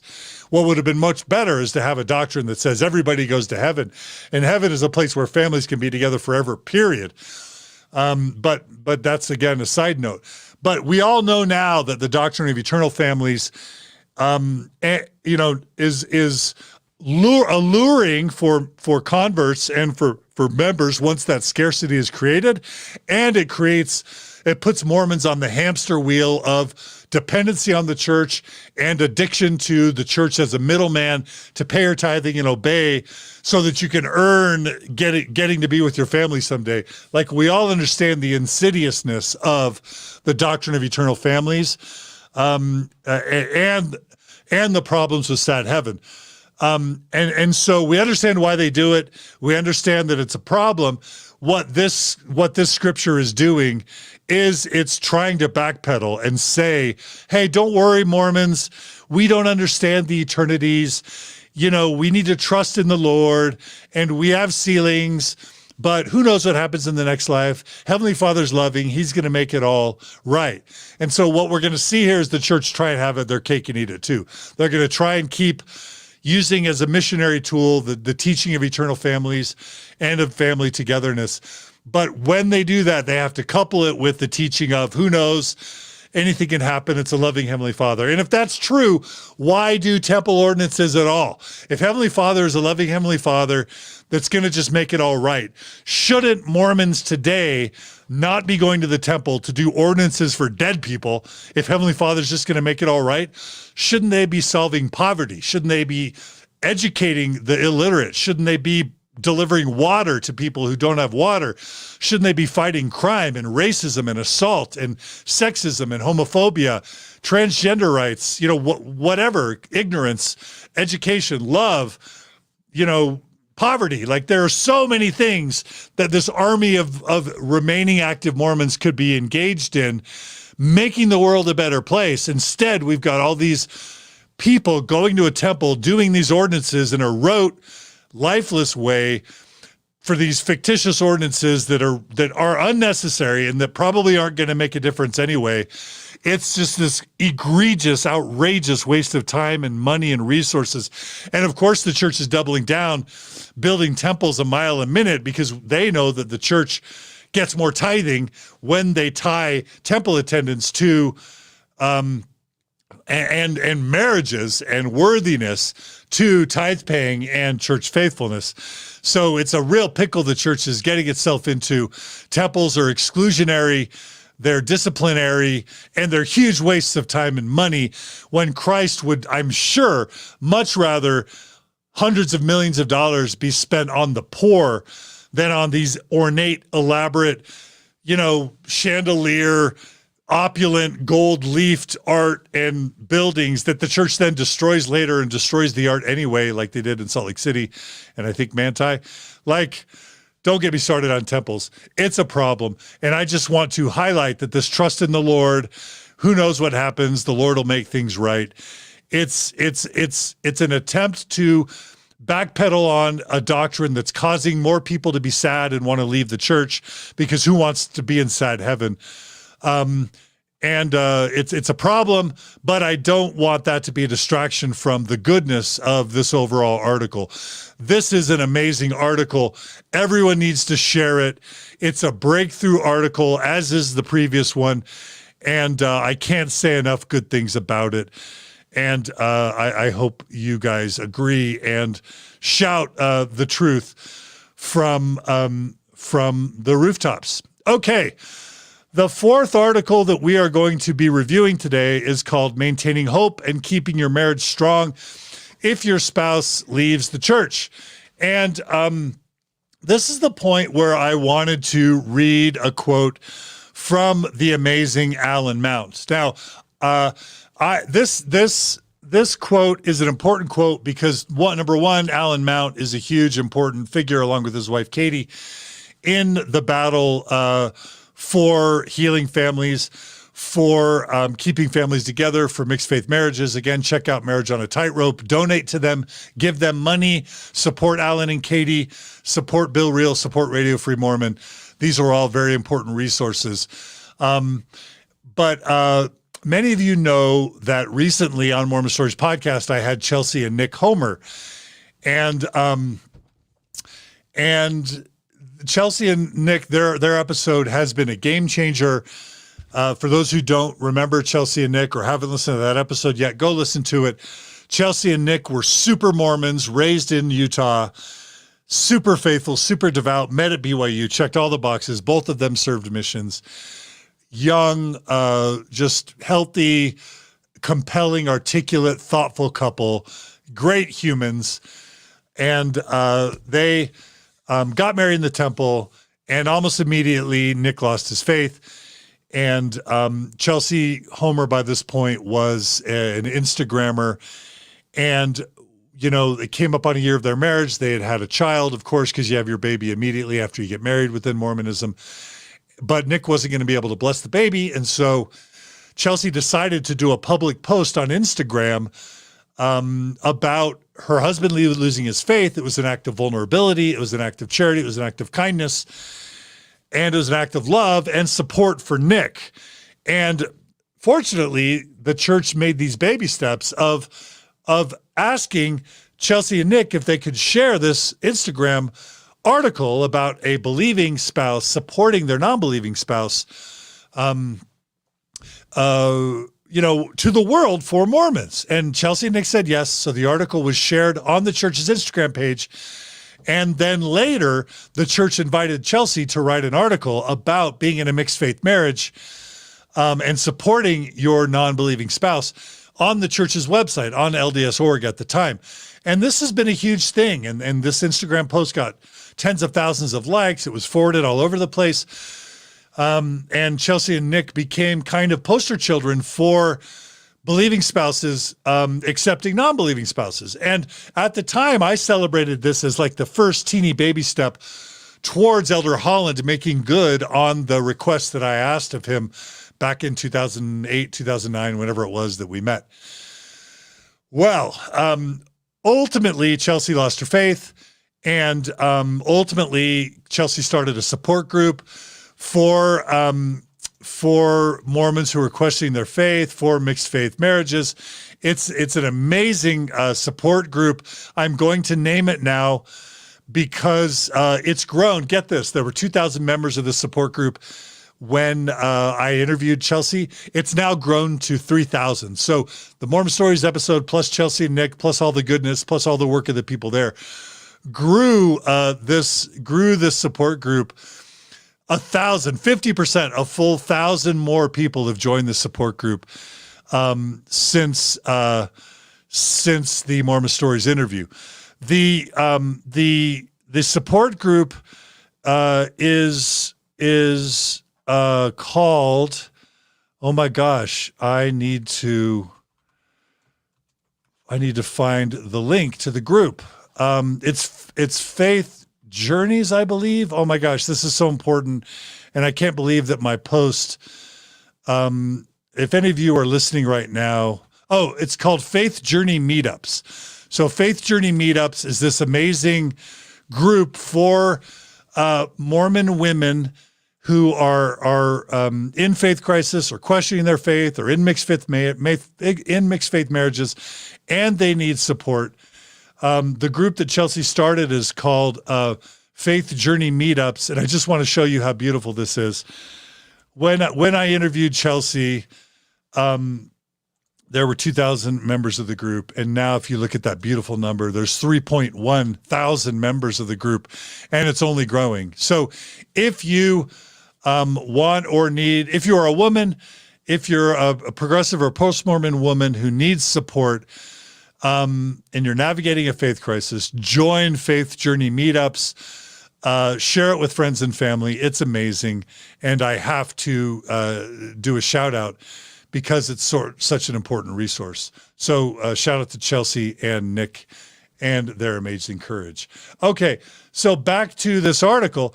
There is a point why I'm telling you all of this. So I interviewed Chelsea and Nick. It's a groundbreaking podcast. We promote this support group. And within 4 days of my interviewing Chelsea and Nick, the church takes down their Instagram post and deletes it. And they take down Chelsea's post on the internet, encouraging faithful Mormons to support their non-believing Mormons. And I don't want to speak for Chelsea or Nick, but I can only imagine how heartbreaking this was for Chelsea and Nick to have the church just totally, after all their sacrifices, after all the goodwill, after that personal relationship of offering those things, to have just the church, without ever contacting them, just take those articles down the memory hole without notifying Chelsea and Nick, deleting them, and disrespecting them in that way was not a classy move. Church PR, I encourage you to reach out to Chelsea and Nick and apologize and make that right. That's not a good way to treat people. I would never do that, I don't think. I hope I wouldn't anyway. So that's sour. And when you talk to Chelsea and Nick about the editorial process for them writing this article about a believing spouse supporting a non-believing spouse, you'll find out that they were very, it was a very problematic and fraught relationship with the church editorial department, because they feel like the church's editorial hand in collaborating with authors on these heartfelt, sincere articles were so heavy-handed that they too often changed the intent of the articles, the meaning of the articles, the messages of the articles, deleted things from the articles, to where the original authors would get to the point of feeling like the articles really didn't even represent how they thought or felt, sometimes switched the meaning of what they were saying, and ultimately left them with a really bad taste in their mouth for how media focused, PR focused, and heavy-handed, kind of ham-fisted the editorial process was by the church PR in the collaboration of these articles. And Allan and Katie Mount, Allan Mount reached out to me when these 6 articles came out, because I was really interested to hear what Allan had to say, because Allan and Katie at Marriage on a Tightrope are on the front lines trying to save mixed faith marriages. And so they follow this stuff really, really closely. And because I love Allan and Katie, and because I wanted to hear their viewpoint, I asked Allan for his opinion, and he was gracious enough to send me a statement. And so what I wanted to do is read this statement now online.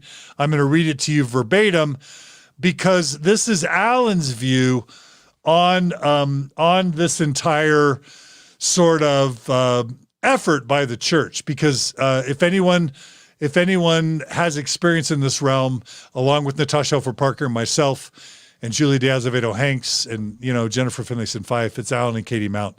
And so I wanted to hear what they thought about these 6 articles. And also I think Allan and Katie have been in touch with Chelsea and Nick, and I'm guessing that this also reflects feedback from Chelsea and Nick's experience with the church as well. So let me now read this really important quote from Allan Mount. Quote, "When reading one of the articles, I realized I knew the author." So this is Allan Mount, one of the 6 articles. "When I reached out to give them kudos for sharing their story in the article, they told me about the process of working with the church. While they are still grateful for the opportunity they had to collaborate on the church on the important topic of mixed faith relationships, there were a few things that were difficult. Similarly to Chelsea Homer's experience, there was a heavy back and forth editing process. In this process, the Mormon Church would remove much of what he wrote and add things that they didn't write." So I just want you to hear that for a second. Add things that they didn't write. So I'm writing an essay to the church for the church to post, and the church is adding things to my essay that I didn't write.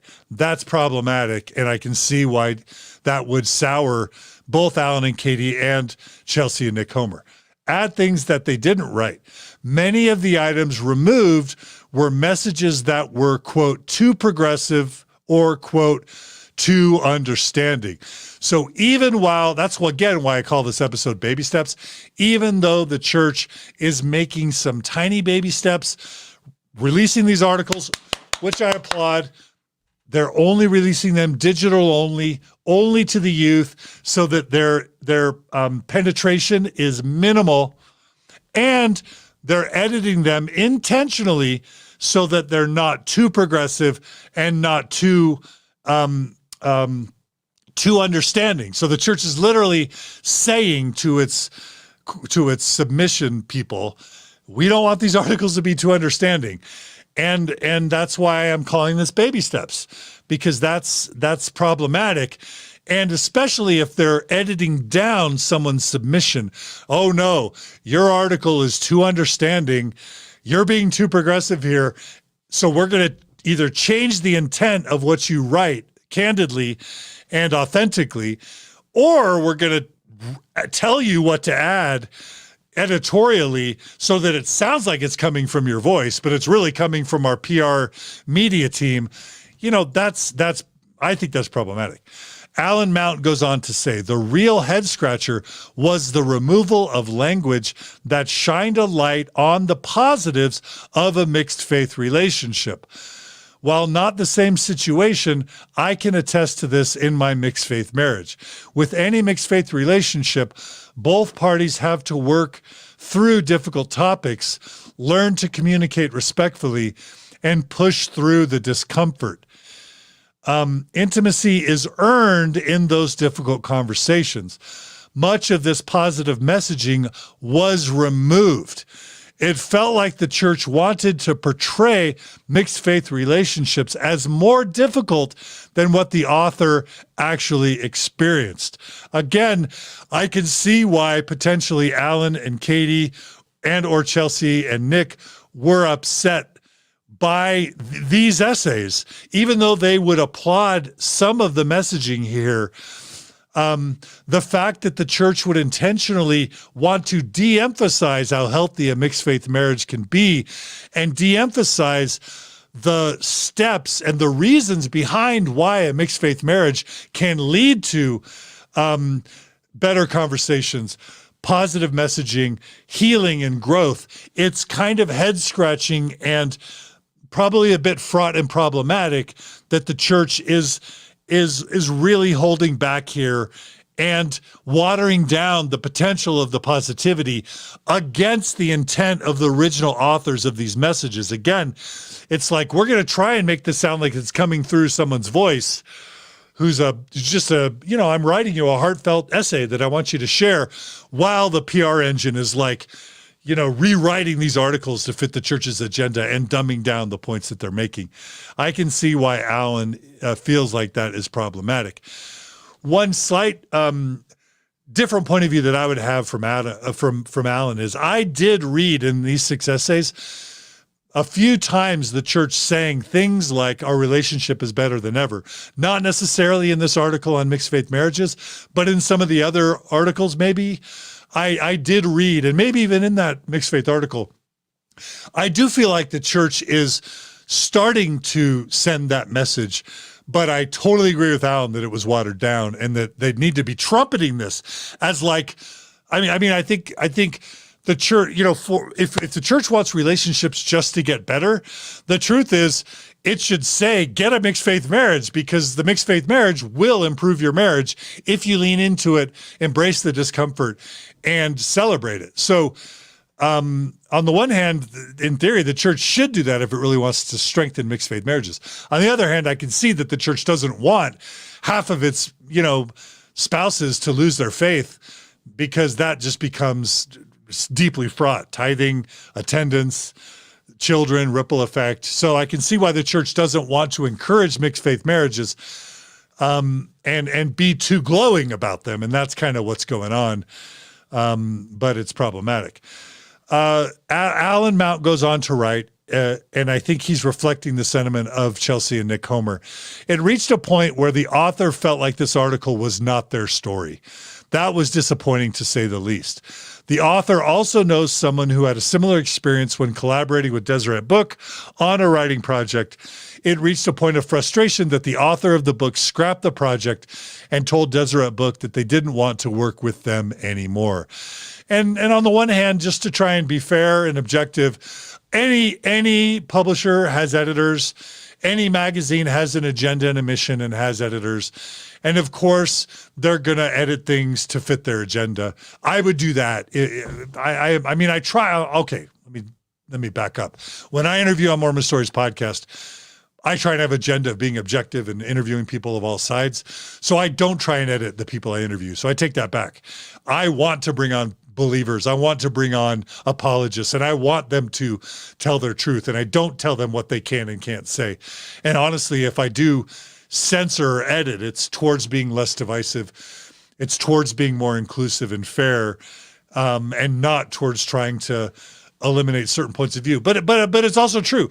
There's certain types of woo or conspiracy theory thinking that I don't want on Mormon Stories very often, at least never to be advocated for.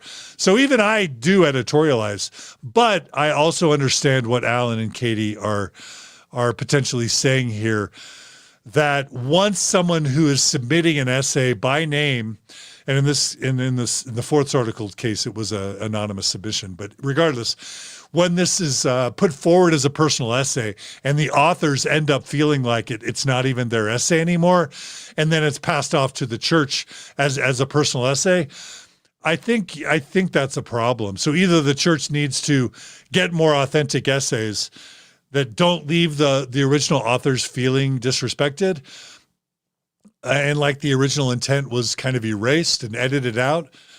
Something needs to happen there, but I'm sad for the authors that had this experience. Allan Mount continues, here are my short thoughts about all of this. The church deserves some credit for tackling these topics. Acknowledging mixed faith family relationships is so important, and these articles will likely be a net positive for many. So there's Allan acknowledging that these articles are overall positive and an important step. So I agree with you, Allan. Allan goes on to say, however, knowing the process behind one of the articles, more if you include Chelsea Homer's article, makes it reasonable to assume that this is the process they take with all the articles. It calls into question how genuine each article actually is. These articles are telling a story that isn't fully based in real lived experience. They're partially fabricated and heavily influenced by what message the church wants to send. And so that in some sense makes it propaganda. And, that's when the church risks going into cult territory. We all want the church to be a healthy Christian not denomination. None of us want the church to become a cult or to be a cult. And once you're doing propaganda, you're moving into cult territory. So we don't want propaganda. And so Allan Mount, I share that concern. Allan goes on to write, some of the frustration also lies with some of the quotes that are included in the articles. For example, at the bottom of the article entitled Maintaining Hope and Keeping Your Marriage Strong If Your Spouse Leaves the Church, there's a quote added from President Nelson, quote, if you are married to a companion who has broken his or her covenants, your willingness to let God prevail in your life will allow your covenants with God to remain intact. The Savior will heal your broken heart. The heavens will open as you seek to know how to move forward. You do not need to wander or wonder. So that is true. That is the article at the end of this mixed faith marriage article that we're going to cover in just a second. And Allan sees that quote from President Nelson as being problematic, and here's why. Allan Mount continues, calling spouses who have experienced a dramatic crisis of faith covenant breakers only feeds into the narrative that the believing spouse is the victim and the doubting spouse is the perpetrator. We have spoken to so many couples who have felt that the heavens did open for them once there was a faith crisis, and they felt inspired to stand by their spouse. They felt inspired to wonder and sometimes wander. And I think Allan and Katie would both say, and Chelsea and Nick, that the wandering and the wondering was a good thing, that you should doubt, you should question, you should think, and that you're straying into cult territory when you're trying to keep information from your members, keep them from thinking, control their thoughts, keep them from asking questions, that they should be wondering and wandering, because wondering and wandering can lead to the discovery of truth, to healing, to growth. And so to stigmatize wondering and wandering, questioning and doubting, and even a faith crisis is problematic for Allan Mount and for me, and I'm guessing for Katie and Chelsea and Nick as well. They continue. Calling, let's see. This quote doesn't allow for that possibility. In essence, it says, don't you dare break your covenants. God is more important than your spouse. This can be a helpful message for some, but we've seen firsthand that marriages can and do crumble when God and covenants are used as a wedge to create unbridgeable gaps between spouses.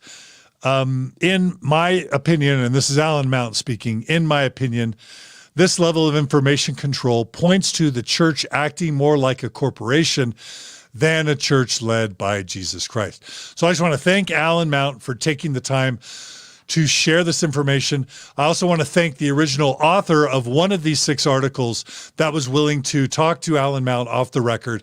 The fact that these authors have to talk off the record and are afraid to go on the record about what their relationship with the church is like and what the editorial process is like, in and of itself is a red flag that they're dealing with an organization where they don't feel safe being open and honest about their experiences. I want people who I interview on Mormon Stories to leave saying, I had a great experience with John. Yes, there were problems. Sometimes he made a mistake. Sometimes he went too far.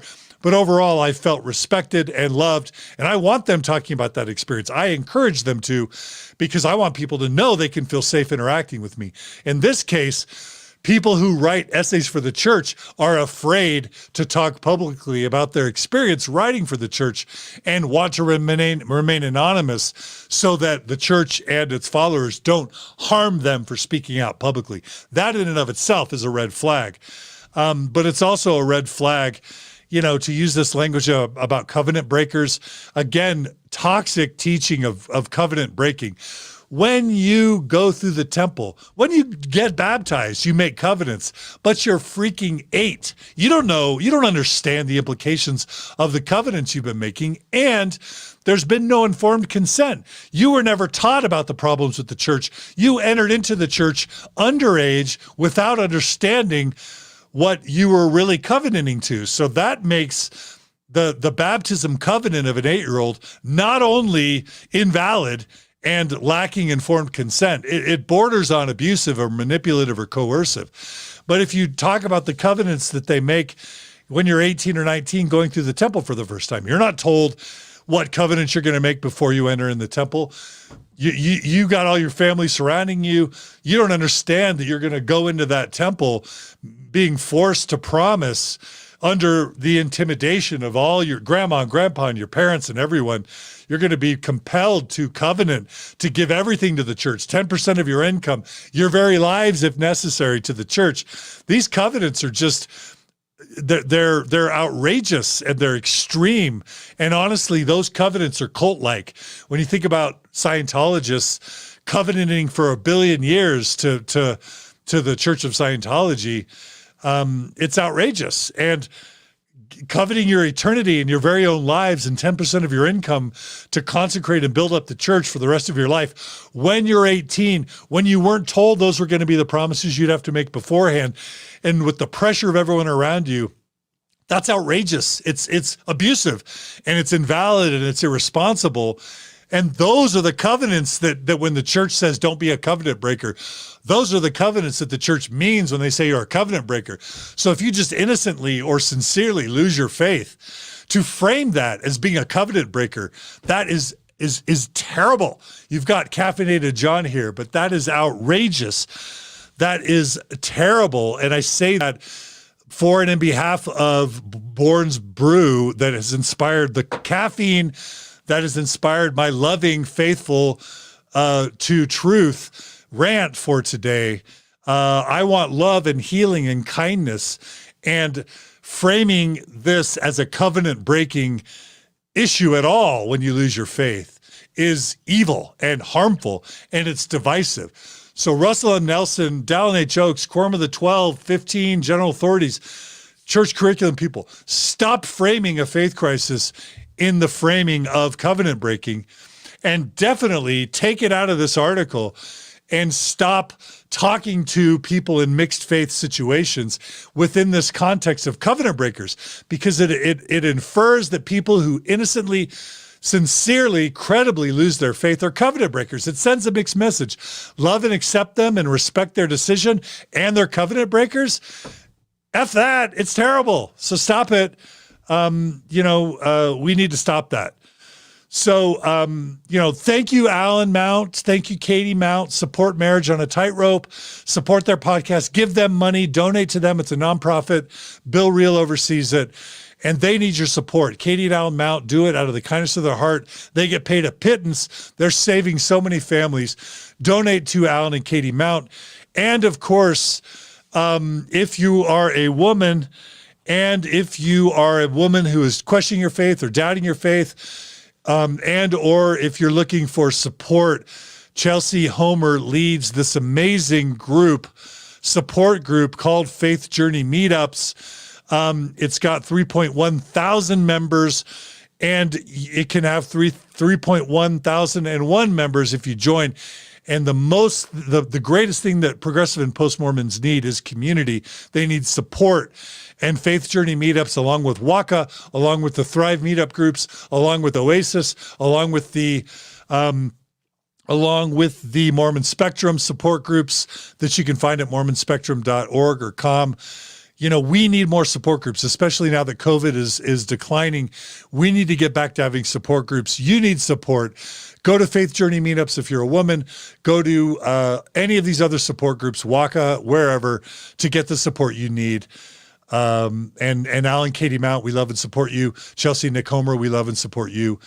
And so that's Allan's statement, and thank you for that statement, Allan.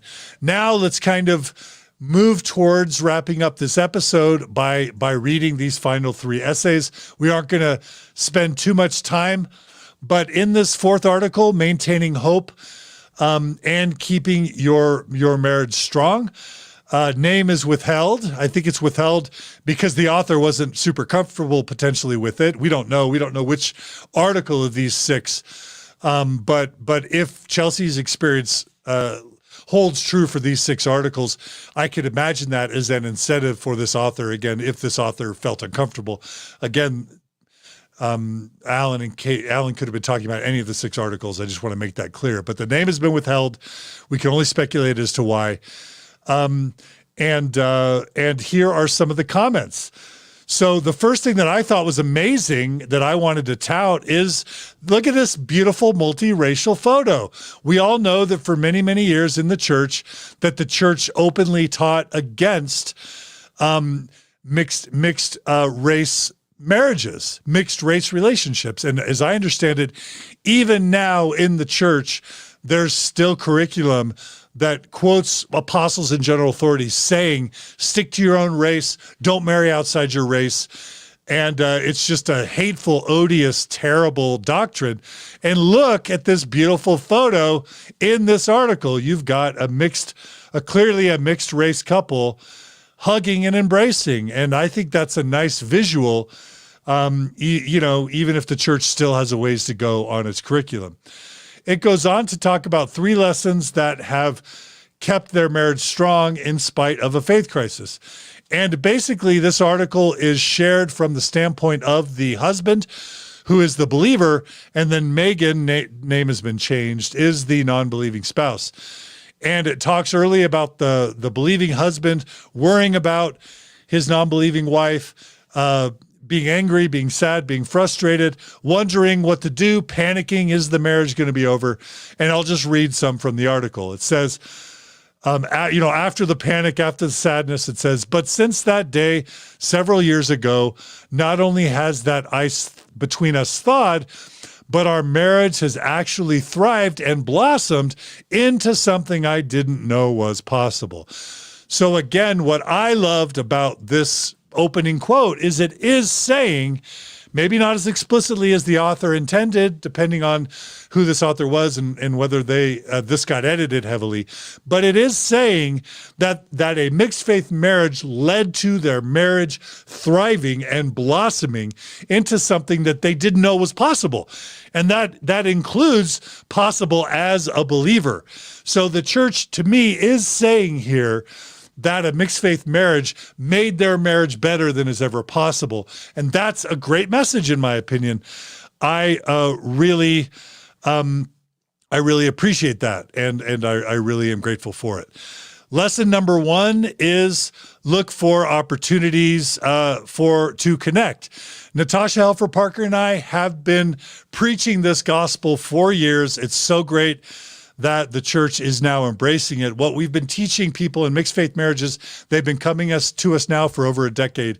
And we tell them a mixed faith marriage is an opportunity to improve your marriage because in a traditional Mormon marriage, intimacy and emotional intimacy and vulnerability are not what's emphasized. What you do is you follow the gospel, serve in the church, have kids, be successful in your career, serve the church, and focus on living the best Mormon life as you can, but you're never taught to have emotional intimacy.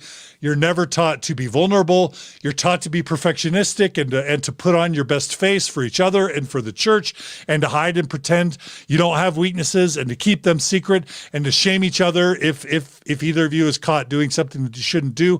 None of this leads to intimacy and increased growth. And if you really want to understand what Natasha and I have been talking about for years, go to MormonFaithCrisis.com, Google the Thrive Retreat, and go to the section on healthy marriage, on emotional intimacy, and you can see a whole retreat around this idea that we've been sharing for years on healthy emotional intimacy. And we learned this from Brene Brown, who is the real prophet, seer, and revelator here, who has always been telling us that vulnerability and emotional intimacy leads to better connection. And a mixed faith marriage is an invitation for people to say, this is what I doubt, this is what I don't believe, this is what I do that isn't in line with the church. These are my behaviors. I sometimes drink coffee. I sometimes, maybe I masturbate, or sometimes I've looked at porn, or sometimes I think about other women or other men, or sometimes I have doubts or questions, and sometimes I look at other people, or whatever it is, whatever your vulnerabilities are, whatever you're ashamed of, whatever makes you feel sad, being open and honest about it. Sometimes I don't want to pay tithing. Sometimes I think the church is racist or sexist or homophobic. That can lead to if you allow it, if you take out the shame, the judgment, the fear, talking about those types of things can lead to connection. It can lead to vulnerability and emotional intimacy that can lead to making your marriage better than ever before. And a traditional Orthodox marriage does not lead you to that, but a mixed faith marriage can if you have the right support, if you read the right books, if you have the right coach or therapist, or go to the right workshop or retreat, or you listen to a podcast like Marriage on a Tightrope, like Mormon Stories, like The Gift of the Mormon Faith Crisis, like Natasha Elfer Parker. You can make a better marriage, and it's connection. It's all about connection. And so, yes, I'm super grateful that the Mormon Church is now starting to teach about connection. I wish that they would credit the people that are the pioneers. Like, how amazing would it be for the church to quote Brene Brown in a Liahona article or in General Conference? Of course, it's a woman, so that's a problem. The church doesn't like to quote women. It really only likes to quote apostles, dead or living, who are white and who are named. What if it quoted more women, and what if it even quoted non-Mormon women? Freaking quote Brene Brown here. She deserves some credit here.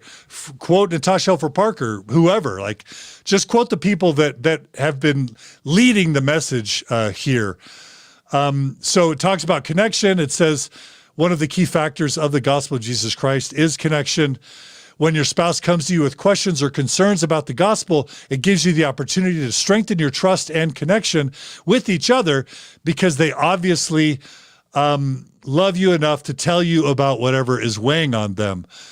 Instead of seeing differing beliefs as a marriage-ending problem, realize that your spouse is sharing with you feelings that are difficult, not only for you, but also for them. Responding with love and respect can help take what is clearly a hard situation and allow us to bring about more good than if we were to react negatively or harshly. This is a message that we've been wanting the church to teach forever. Look at a faith crisis as an opportunity to connect. It's an opportunity for trust and connection. Don't freak out if your spouse loses their faith. Listen to them, share your feelings, understand them, respond with respect, and don't react negatively or harshly. So again, if we talk about weaponizing for love and healing these articles, if you are a non-believing spouse, you can give this to your spouse, your parents, your children, whoever, and say, your job is to listen to me with love, to respect me, to not respond negatively or harshly. This is your church telling you this. So whatever conversations we have, it's our job to listen to each other. It's our job to respect each other. It's our job not to be negative or harsh with each other. It is super important. And that's what the church is encouraging its believing spouses to do. It goes on to say, if your spouse is struggling with the church, it can bring a new beginning that allows you to examine and deepen your own beliefs, faith, and connection. You can also take time to ask your spouse what they do believe and establish more understanding between you. Take time to listen to them from a place of love. This is huge, because now all of a sudden it's saying, as the believer, listen to your spouse. Ask them why they do and don't believe certain things. What do you believe? Why did you stop believing the things you don't believe anymore? And the believer is supposed to listen, seek to understand, and love. My motivation for Mormon Stories from the beginning has always been, first and foremost, to awaken as many Mormons as possible to the truth of the Mormon Church. Not to get them to leave, but to have them be able to engage the Mormon Church with informed consent, knowing the real Joseph Smith, knowing the true church history, knowing the problems in social justice with the church and the way the church harms people, and then deciding if they want to engage with the church, and if so, at what level. And This is incredible because now believers are being told, just like Patrick Mason, your job is to listen and empathize and understand. And the more believing Mormons that sit down to listen and love and understand their non-believing family members is, in effect, going to expose them to the historical truths about the church, the problems with the church, to all of that stuff. And it's going to, in the end, make it so that they can learn the truth about the church, and then the believers can engage the church from their own values with fully informed consent. And this is the gateway to that. So that's why I'm celebrating these essays, and that's why I want you to encourage these articles to be shared with believers high, low, and everywhere. They're being told to listen and love. I'll go on. It says, choose to evaluate what's working in the marriage, what's not working. What do we want to do or think differently? This is positive in the sense that it's basically saying, fight for your marriage.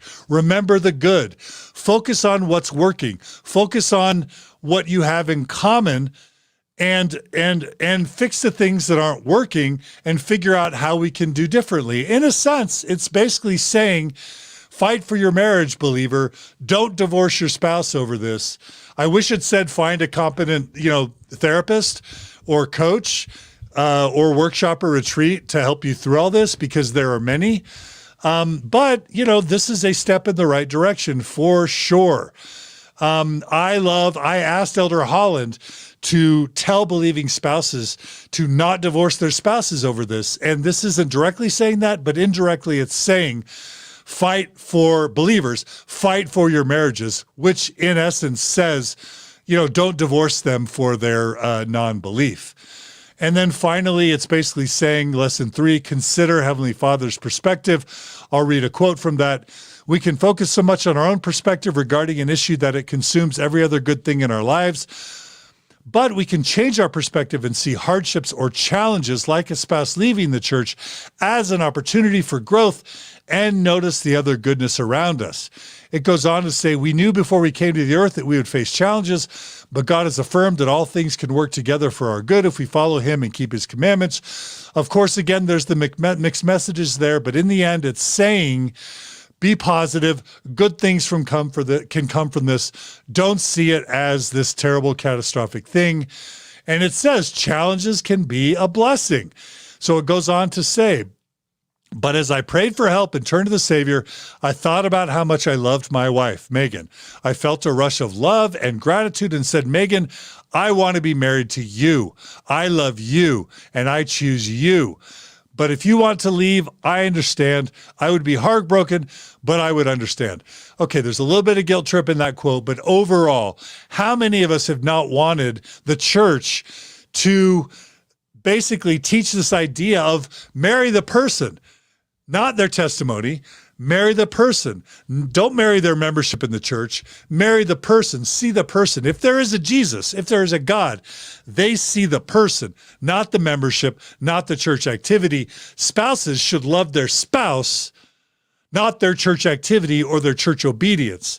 And the church is openly encouraging the believing spouse to love the person, not their beliefs or their church activity or their membership. And who hasn't wanted that? How is that not a huge hallelujah for people? And so I just want to,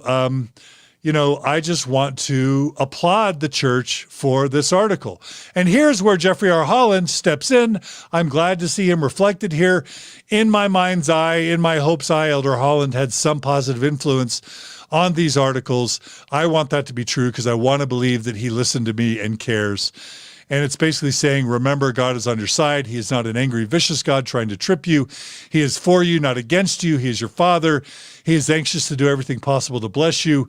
He hears your prayers and desires to make your life all that it can be. Again, this is sort of fighting the sad heaven, mean, retributive God idea. It's basically trying to help helping believers who are still in the church not lose hope, to have them not want to leave the church because of their mixed faith marriage. Because let's face it, a mixed faith marriage is in so many instances a gateway to the family leaving the church. Because who wants to sit in a Mormon church where eternal families are taught 24/7, and you're continually reminded as a believer that your marriage isn't going to be an eternal one, that you're not going to be with your partner in the afterlife, and that your family is going to be broken. So, it's a bit of a bummer that Elder Holland is focusing on the sad heaven idea here to try and protect the church and keep its believers in. But, I do appreciate a message of hope and encouragement and trust. And I do think that's also the intent. And of course, this quote by Russell M. Nelson at the end about covenant breakers, Allan Mount already talked about that. That's problematic. I wish that wasn't there. But that's kind of our review of this fourth article. I hope you found that useful. There's 2 more articles that we just want to hurry and cover.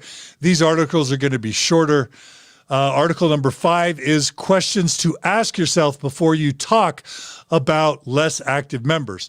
And I just want to say this is a huge article. If you went and saw my presentation, Why People Leave the Church and How You Can Help, I think it was a groundbreaking Mormon Stories podcast episode. I did it back in 2006, 2007 timeframe. It was basically one of my first YouTube videos, and I basically worked hard to lay out the myths of that believing Mormons hold against non-believing people who leave the church, that they never believed in the first place, that they just wanted to sin, that they were angry, that they just got offended somehow, that stereotypes about believing Mormons was super harmful. Well, guess what? This article is directly intended to attack the negative stereotypes about people who leave the church. And you should use it as a missile for love and healing and growth and healthy relationships in a positive way. Because let's read from it. It basically talks about Sydney Squires writes that she remembers being in church setting in seminary where less active members were disparaged or inactive members were disparaged, that they didn't search enough for hard answers. I'll just read from it. I don't remember exactly what comment in seminary made me start crying, but maybe it was, less active members just didn't search hard enough for answers, or the consensus that they'd all been deceived. Maybe it was the comparison of former members to people in the mists of darkness, or the implication that there was no hope for them unless they speedily returned to church. The author of this article, Sydney, who I commend and appreciate, goes on to write, one of these comments was the breaking point, and I burst into tears. I didn't leave class. I just sat in my desk and cried. I was 15 years old. My dad had left the church 13 years before. And Megan goes on to write, I wish I could say that one seminary class was the only time I've heard comments like this, but discussion about less active members seemed to be everywhere. And again, I just can't applaud this enough. They are head-on tackling this negative stereotyping of people who leave the church and don't believe anymore. And they go on to list several tips. And without excessively dwelling on these, I'm going to read them. Tip number 1, remember that there are good people everywhere, whether they are active or less active members of the church or not members at all. Non-members. It can be easy to use us-them language and moralize the decision of others to stop believing or participating. But remember, we don't know all the circumstances surrounding their choice to become less active. You can use this article in church. When anybody disparages people who leave the church or infers that people who are in the church are better or talks about mist of darknesses, you can now quote a church article from a church publication on a church website that says we shouldn't talk about people who leave the church this way or about non-members. This is huge. We need to use it. It goes on to say, do I use general comments? And the tip is keep an eye out for innocent but exclusionary questions. For example, in young women's classes, we were often asked to share stories about how our lives were affected because our fathers held the priesthood. It only takes a little rewording to make a world of difference and include everyone. Perhaps it would have been better to ask something like, how has your life been affected by the power of the priesthood? One of the things that I liked about this is maybe it's even a nod to this idea that the women have the priesthood as well as men. I do think the church is moving in that direction of teaching that women have priesthood power as well. And that's one way to avoid this problem of patriarchy and only men holding the priesthood. The church is pivoting now in its marketing and rebranding and in its product redevelopment to say that everybody has priesthood power. That's partly what's being done here, but also it's basically saying teachers, be more sensitive to people in the audience, part member families, non-members, because you make people feel awful. And you shouldn't just generalize and stereotype people. I think that is a positive thing. Number 3, how do I respond when somebody says that they have less active family members? Here's the tip. Having less active loved ones is not nearly as uncommon as it used to be. I'll say that again. The church is losing members in droves. And so now there's an epidemic of not only entire families leaving wards multiple entire families leaving wards in a given year, but there's now an epidemic of part member families now that there are there's a faith crisis pandemic, to kind of borrow the COVID pandemic metaphor. Having less active loved ones is not nearly as uncommon as it used to be, and people have come a long way in their responses to all sorts of families and circumstances. We can be understanding and offer heartfelt responses that won't minimize people's current experiences. I love that idea of being more empathetic, and responding with love and empathy regarding less active families, not making them feel like we're sorry for them, not making them feel like they're lesser than or that they're broken. But it's just like, hey, people believe all sorts of things. People leave the church. That's what happens. It's neither good nor bad. It's just what happens. We respect everyone's path. Everyone is seeking truth. God loves everybody. And a part member family is no different than a fully member family, and a non-member family is no different than a fully member family. God loves everyone. All paths are valid. This is the direction of the church, and these articles help reinforce that idea. And then again, a fourth idea is, am I empathetic towards eternal uncertainty? And that is just a really important thing that I've already talked about. Sad heaven is a loser, and truthfully, in truth, the eternal family doctrine is a loser. It's more divisive and it creates more sadness in the end than it does happiness. And so what you're seeing the church do is pivot to this new teaching of eternal uncertainty, where they're teaching its members to say, who knows what happens in heaven? Maybe people who don't believe will come back to the church. Maybe God loves everyone. Maybe all people will be reunited in heaven. We don't know. And they're encouraging members to think more flexibly. Now, I'm going to again alert, this is in the church's self-interest to do this, because people are leaving in droves because of sad heaven and the toxic teaching of eternal families. So yes, it's, throwing a flag, it is in the church interest to teach this out of self-preservation and interest, but it's also healthy for the believing members to have a more flexible view of God, of heaven, of judgment, of families. And it is a pathway to people loosening their orthodoxy within Mormonism and even sometimes leaving the church, which is their personal decision. I wish the church would just scrap eternal families altogether and just say, hey, we got a new revelation. Everyone goes to heaven. God loves everybody. Heaven is just not a sad place, but we're not there yet. But we're making baby steps. The church is now making baby steps in that direction. Number 5, do my lessons and comments include or exclude others? It basically has the author saying, I eventually realized that I could soften a negative discussion by piping up and saying, oh, I disagree. My dad is less active. And almost immediately, people's comments became kinder, and many even backtracked on their previous insensitive statements. Hallelujah. The church is encouraging disagreement and even respectful disagreeing discourse within the Sunday school or seminary or gospel doctrine context. And they're inviting you to use these articles as ammunition or evidence to stop hate speech, anti-transgender speech, anti-homophobia speech, non-believing speech, anti-demonizing people who leave the church. You can now use these articles to say, I disagree. Less active people or people who leave the church are good people, they're moral people, they're kind people, and stop using hateful rhetoric. I just can't emphasize how positive this is. This is huge.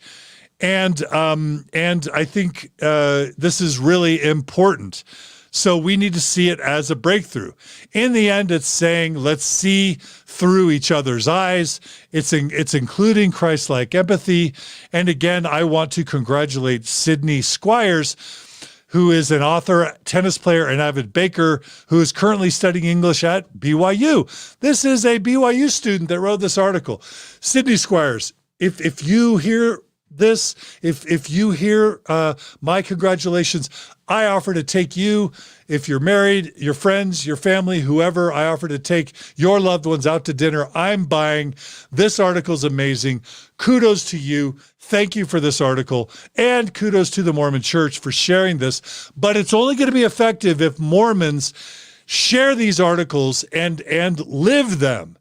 So those of you that are still have Mormon believing family and friends, or that are still attending church, this is an invitation to use these articles to change the culture of the church in a direction that blesses and helps everyone. Please do it.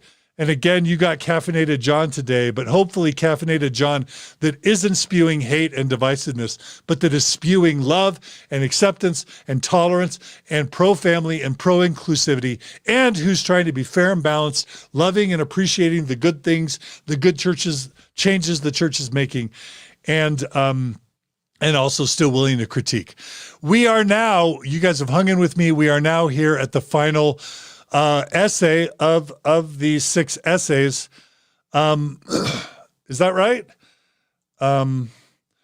We just did questions to ask yourself. Yes, the final one is What You Can Do When Others Don't Believe by Hannah Jacobson. And again, this is a laundry list of 8 things that you can do when others don't believe. And it starts out by saying, it seems like these days more people are experiencing a change in faith or moving away from religion altogether. For those like me who have grown up greatly valuing religion or have chosen religious activity for their own life, having friends or family members who make different choices or who choose to leave a once beloved church can be confusing, scary, and even foundation shaking. I would know, I've gone through some of this myself. Here are the tips. Number 1, believing people need to know their decisions are about them. That's point number 1. And again, this is sort of a theme you're going to see more. I do me, you do you. Your decisions are about you. My decisions are about me. And I love it. If you read right in there, we shouldn't make assumptions about why people choose to leave. And oftentimes there is more to it than meets the eye. Hallelujah. Empathy for people leaving the church. Stop believing the stereotypes. Use this article to educate and inform members that they need to stop judging or stereotyping people who leave the church. It goes on. It's okay to process fear or grief, but we don't have to be afraid. Fine. It's teaching emotional maturity. It's teaching, leaning into your emotions, having fear, accepting grief. But it's also saying don't be afraid. And I'm just going to say that this is, again, the teaching about sad heaven. It's basically trying to reteach Mormons about sad heaven and say, who knows what happens in the end? The loving eternities, don't worry about it. Just do your part by loving and praying. And I would add, being obedient to the church and being a good disciple of Christ, and a loving Heavenly Father will work things out in the end. I think that's a step in the right direction. Step number 3 is be a good listener and respectful to other people's beliefs. Now, again, this is huge because so many members of the church in the past have said, look, have your faith crisis, but I don't want to hear anything about it, and I'm going to cut you off, and I'm going to ignore you, and I'm not going to talk to you about the problems, why you lost your faith at all. This is huge because it's saying believers need to listen to non-believers, which means you can tell them why you stopped believing. You can tell them about polygamy, polyandry, peepstones, Book of Abraham, racism, sexism, transphobia, homophobia, racism, all the stuff. You can now tell them about it. Now, I think there are ways to do that that will lead to healthy, effective conversations. And there are ways to do that that will polarize, create the backfire effect and destroy relationships. So go to thegiftofthemormonfaithcrisis.com, go to Marriage on a Tightrope, learn the effective ways. There's an entire episode or two on the Gift of the Mormon Faith Crisis about how to speak to believing family and friends. There are others about how to teach your children during a crisis of faith. Healthy communication is huge. You want to do this in a healthy way, but this is an invitation for believing Mormons to listen to people who have lost their faith. It's huge, it's groundbreaking, and it's saying to listen with respect of their beliefs and their non-beliefs. And so I have to congratulate this. And this is why I called Patrick Mason one of the most dangerous Mormons in the Mormon Church. And I don't mean that to be cheeky or to be hyperbolic. What I meant by that is Patrick's not dangerous per se. Empathy is dangerous. When you know a gay person, you tend to want to be affirming of them, which makes you want to question the church's LGBTQ policies. When you know a transgender person or a non-binary person, all of a sudden you have sympathy for the transgender experience or the non-binary experience like you never had before. Empathy leads to understanding and love and kindness, which then in turn makes you wonder, why is the church teaching false history? Why is the church transphobic or homophobic or racist or sexist or whatever the thing is? Oh, I met a feminist. She's amazing. Or a feminist, he's amazing. Empathy is going to lead to people having doubts and questions and ultimately leaving the church.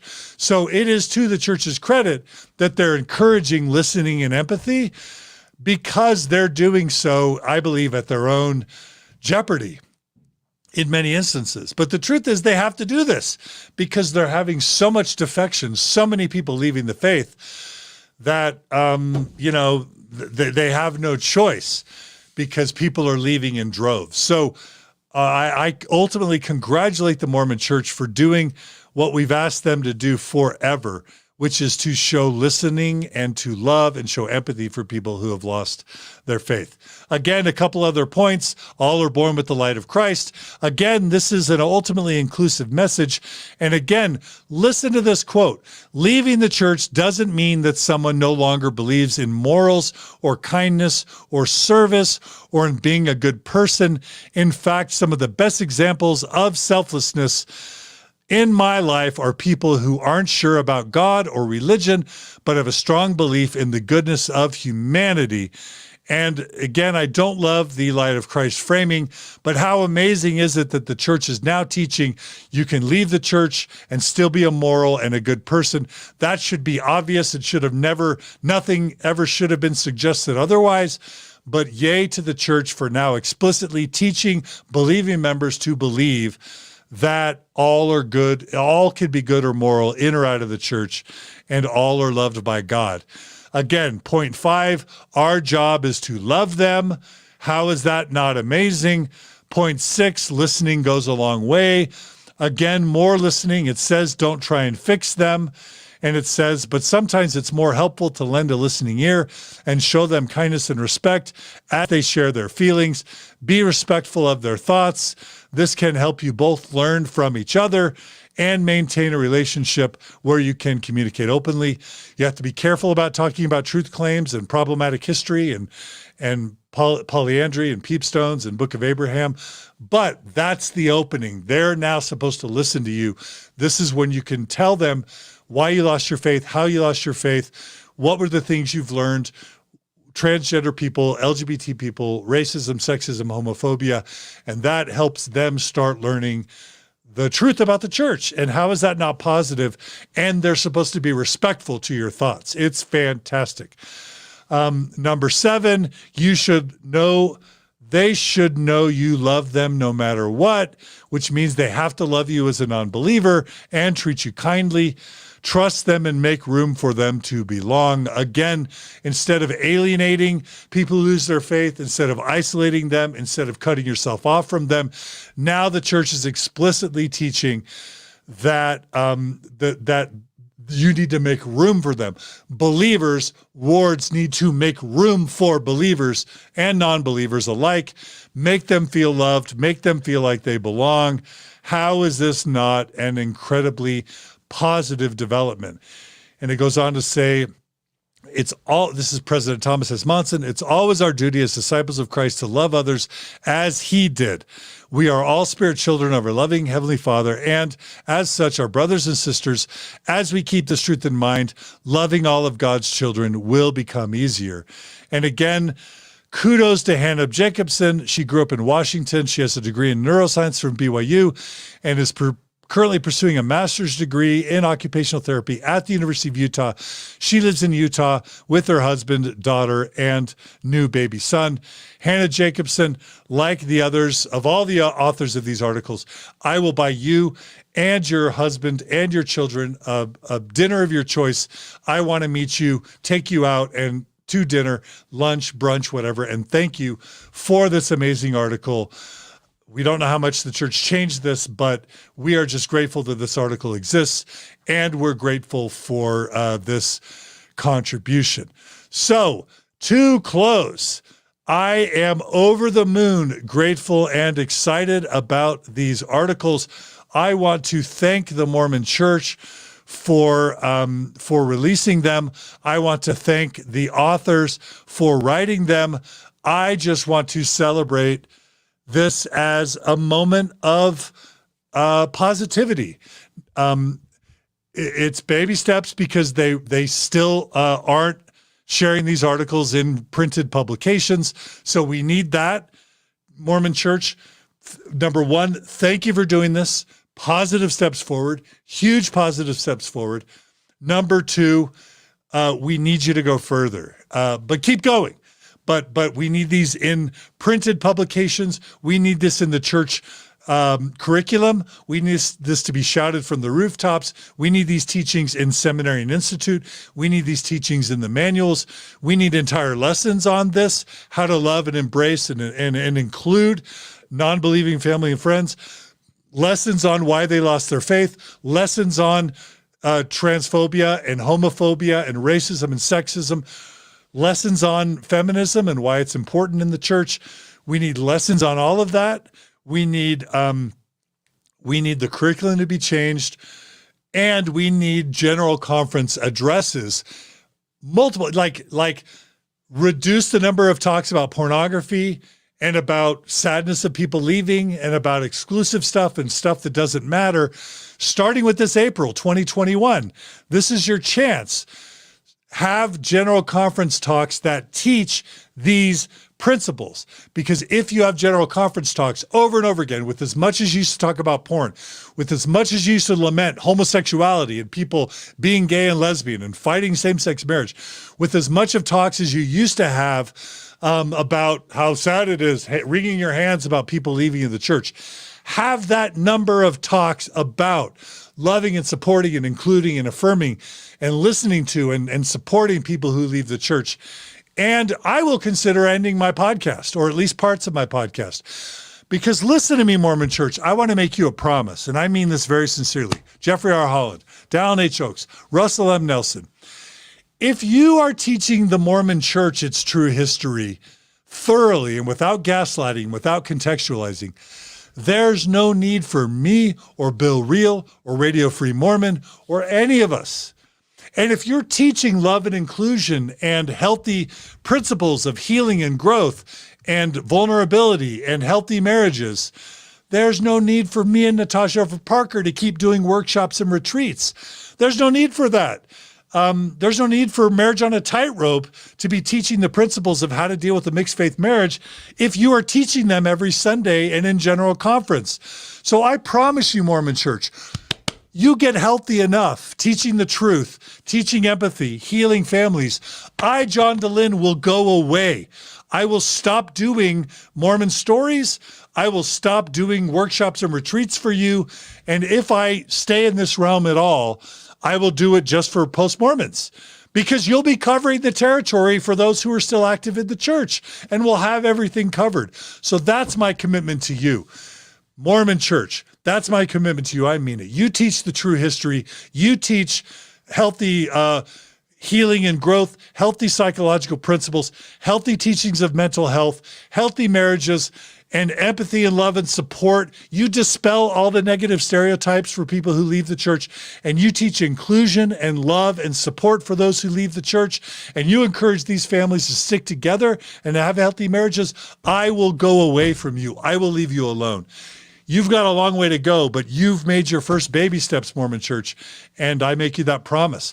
I want to personally say, Jeffery R. Holland, in my heart's heart, in my hope, you had something to do with these 6 articles. You listened to me back in 2008 or 2009, 10.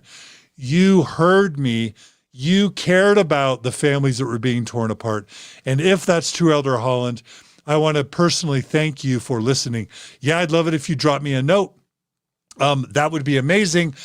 But thank you, Elder Holland, for listening to me, if you listen to me.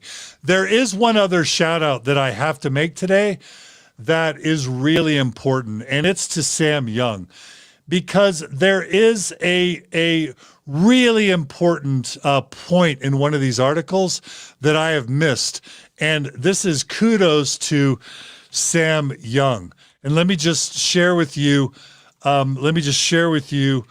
this part that Sam Young deserves credit for, and that those who fought with the Protect Children deserve credit for, and the church frankly owes Sam Young an apology. But this is a groundbreaking part of this essay. So here's an example. Back on the essay, or back on the article, Maintaining Hope and Keeping Your Marriage Strong, it talks about the situation in a mixed faith marriage of a believing spouse wanting their kids to be interviewed by a bishop, and a non-believing spouse being terrified that a believing bishop is going to question their kids about, do you masturbate? When do you masturbate? A 12-year-old girl is going to be harangued about masturbation. A 16-year-old boy is going to be harangued about masturbation and pornography. And a non-believing spouse is usually terrified about this. And they actually include in an article this exact scenario, which is one that I and Sam Young and so many other people have been fighting for, that the whole Protect Mormon Children, LDS Children, Sam Young was fighting for, that the church excommunicated Sam Young over. Now they're excommunicating Sam Young and including his heartfelt suggestions in their curriculum. And I'm just going to read it now as a tribute to Sam Young.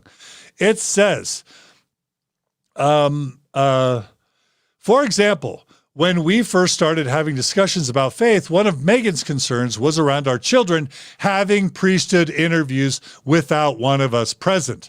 We started by asking, what's working? And we agreed that we both love our children and care about them. We both want what is best for them. We want them to progress and to grow. And we reestablished the fact that we are on the same team. Again, Natasha over Parker and I for 10 years have been teaching about build on common beliefs in a mixed faith marriage. The church has listened to that. They've incorporated us. I don't even care that they haven't given us credit. They've incorporated it. And they're using that as an example of this question of what to do about interviews, one-on-one interviews that are often sexually explicit with children by men in a closed room alone. They go on to write, then we focused on what's not working.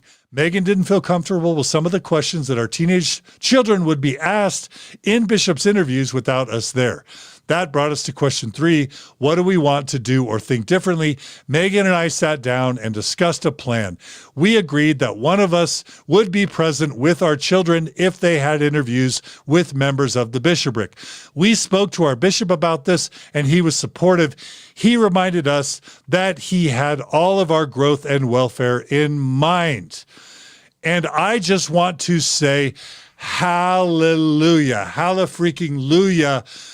This is a groundbreaking article because, number one, prior to Sam Young, prior to Mormon Stories, prior to Natasha over Parker, The church did not encourage parents to be with children during interviews. Instead, bishops would interview 12-year-old girls one-on-one and ask them about masturbating and pornography, totally inappropriate, asking young women sexually explicit questions alone in a room that led to abuse, sexual abuse, assault, all sorts of horrible things.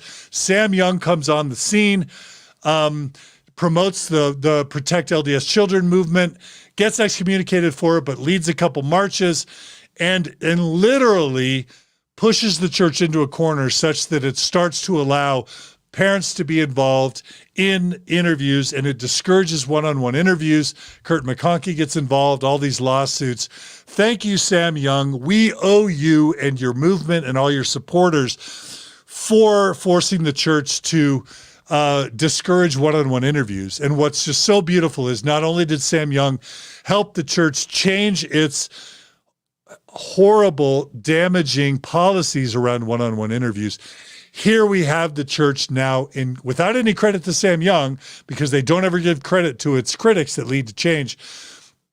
This is a groundbreaking essay where the church is now explicitly encouraging parents to allow a parent to sit in an interview with their child such that children aren't groomed for abuse in a patriarchy, and such that children are not asked inappropriate or sexually explicit questions, and such that non-believing spouses can have ammo to encourage their believing spouses to no longer to give them permission to allow parents to sit in with their children in these interviews. I wish worthiness interviews would go away altogether, but how can we not celebrate this as a landmark accomplishment by the church to be discouraging one-on-one interviews and to be encouraging parents to sit in interviews with their kids. So kudos, Sam Young. We love you.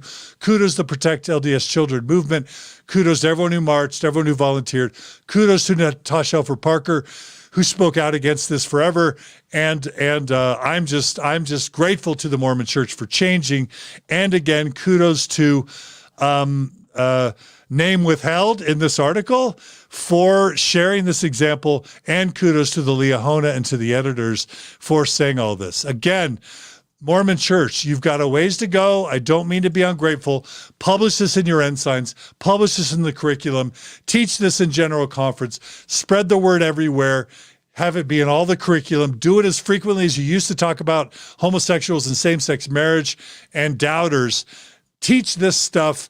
Get it in your curriculums and in your articles, and I, John DeLynn, will go away. I promise you. I don't want to keep doing this. You're the one making me do this.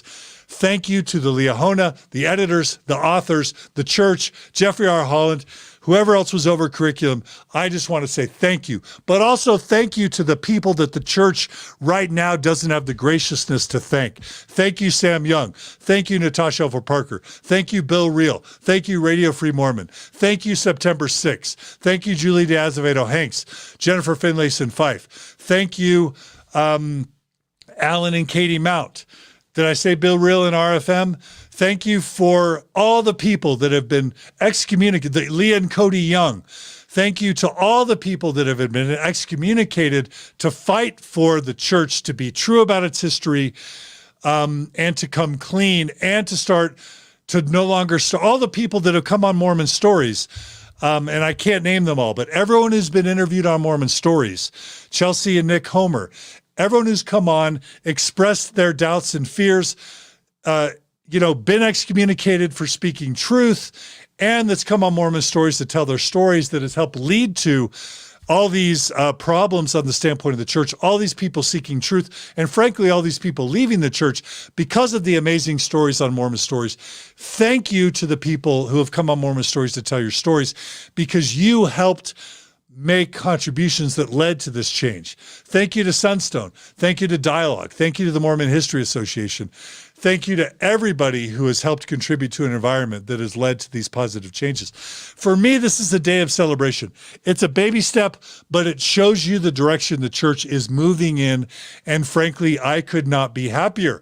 So forgive Caffeinated John for giving a positive, overall positive episode thanking the church, celebrating it. And all I can say to you who are non-believers, who have left the church, who are doubting, who are afraid of coming out, use these articles as love missiles of healing and growth. You share these articles with your believing family and friends, with your bishopric, with your ward, with your extended family, and they have to, if they believe in the gospel and if they believe in the church, be kind about it, be humble about it. Don't create the backfire effect. Don't shove it in their face. Lovingly share these articles with them. Educate them about what the church is saying they need to do. Listen, love, show empathy, include. And I believe that this will lead to positive change in the church. Thank you for listening today. Thank you for your support. I want to do more episodes to get your feedback. I've got another interview in just a minute that I think is going to be groundbreaking. We're having Roger Hendricks back on Mormon Stories to talk about the church's changes from a business standpoint. It's basically a management consultant who has worked at the highest levels of the church, is going to be analyzing the current state of the church from like a marketing business perspective. As a management consultant, he's going to explain to us the changes the church is making in terms of its product development, its marketing, its strategy, and helping us understand the corporate changes that the church is making to try and not die in a world where religions are dying. That's coming next. I hope to live stream it. It's going to be amazing, but I got to run. Thank you for joining us today. Thank you to the donors. If you like episodes like this, please donate to Mormon Stories. Go to mormonstories.org, click on the donate button at the top of the screen, and become a monthly donor. We only do this thanks to you. Thanks to all the donors. Thanks to our board of directors that keeps our nonprofit in tip-top shape. Thanks to our accountants who keep us alive, our lawyers. We're transparent. We are here to help you until the church changes and until there's no longer a need for us. Please donate. Please support us. Thanks to everyone who supports us. We love you. Please be messengers of kindness and truth. And I'll end with this. Ex-Mormons, be loving. Be kind. Be as compassionate to them as you want them to be to you. This is my final message. Teach them how to teach you. Don't be a jerk, ex-Mormons. Don't be mean. Don't try and take their faith away. Okay? Don't treat them like they're inferior. Don't treat them like they're dumb. Don't use these articles in negative ways to force them or to compel them or to harm them. Respect their faith. Respect their beliefs. Respect them as humans. Be as kind and as compassionate and as Christ-like as you want them to be to you. Teach them how you want to be treated. Give them these articles with love and with patience. Be patient with them. Be kind with them. Be respectful to them. And I promise you, you'll be a good person and you'll get the results you want faster if you lead with kindness. So my last message is, be kind, love everyone, ex-Mormons, show the compassion and love that you want. Be good to each other, and I'm signing off. Thank you for your support today. Stay tuned for more Mormon Stories episodes in the days, weeks, and months ahead. I love you guys. Thanks for your support. Thanks to Brooklyn Alden for doing the audio-video editing. Thanks to Gerardo that does our cinematography. Thanks to all the donors that keep us alive. Love you guys. Be good to each other. And we'll see you guys soon on another episode of Mormon Stories Podcast. Take care, everybody. Love you guys.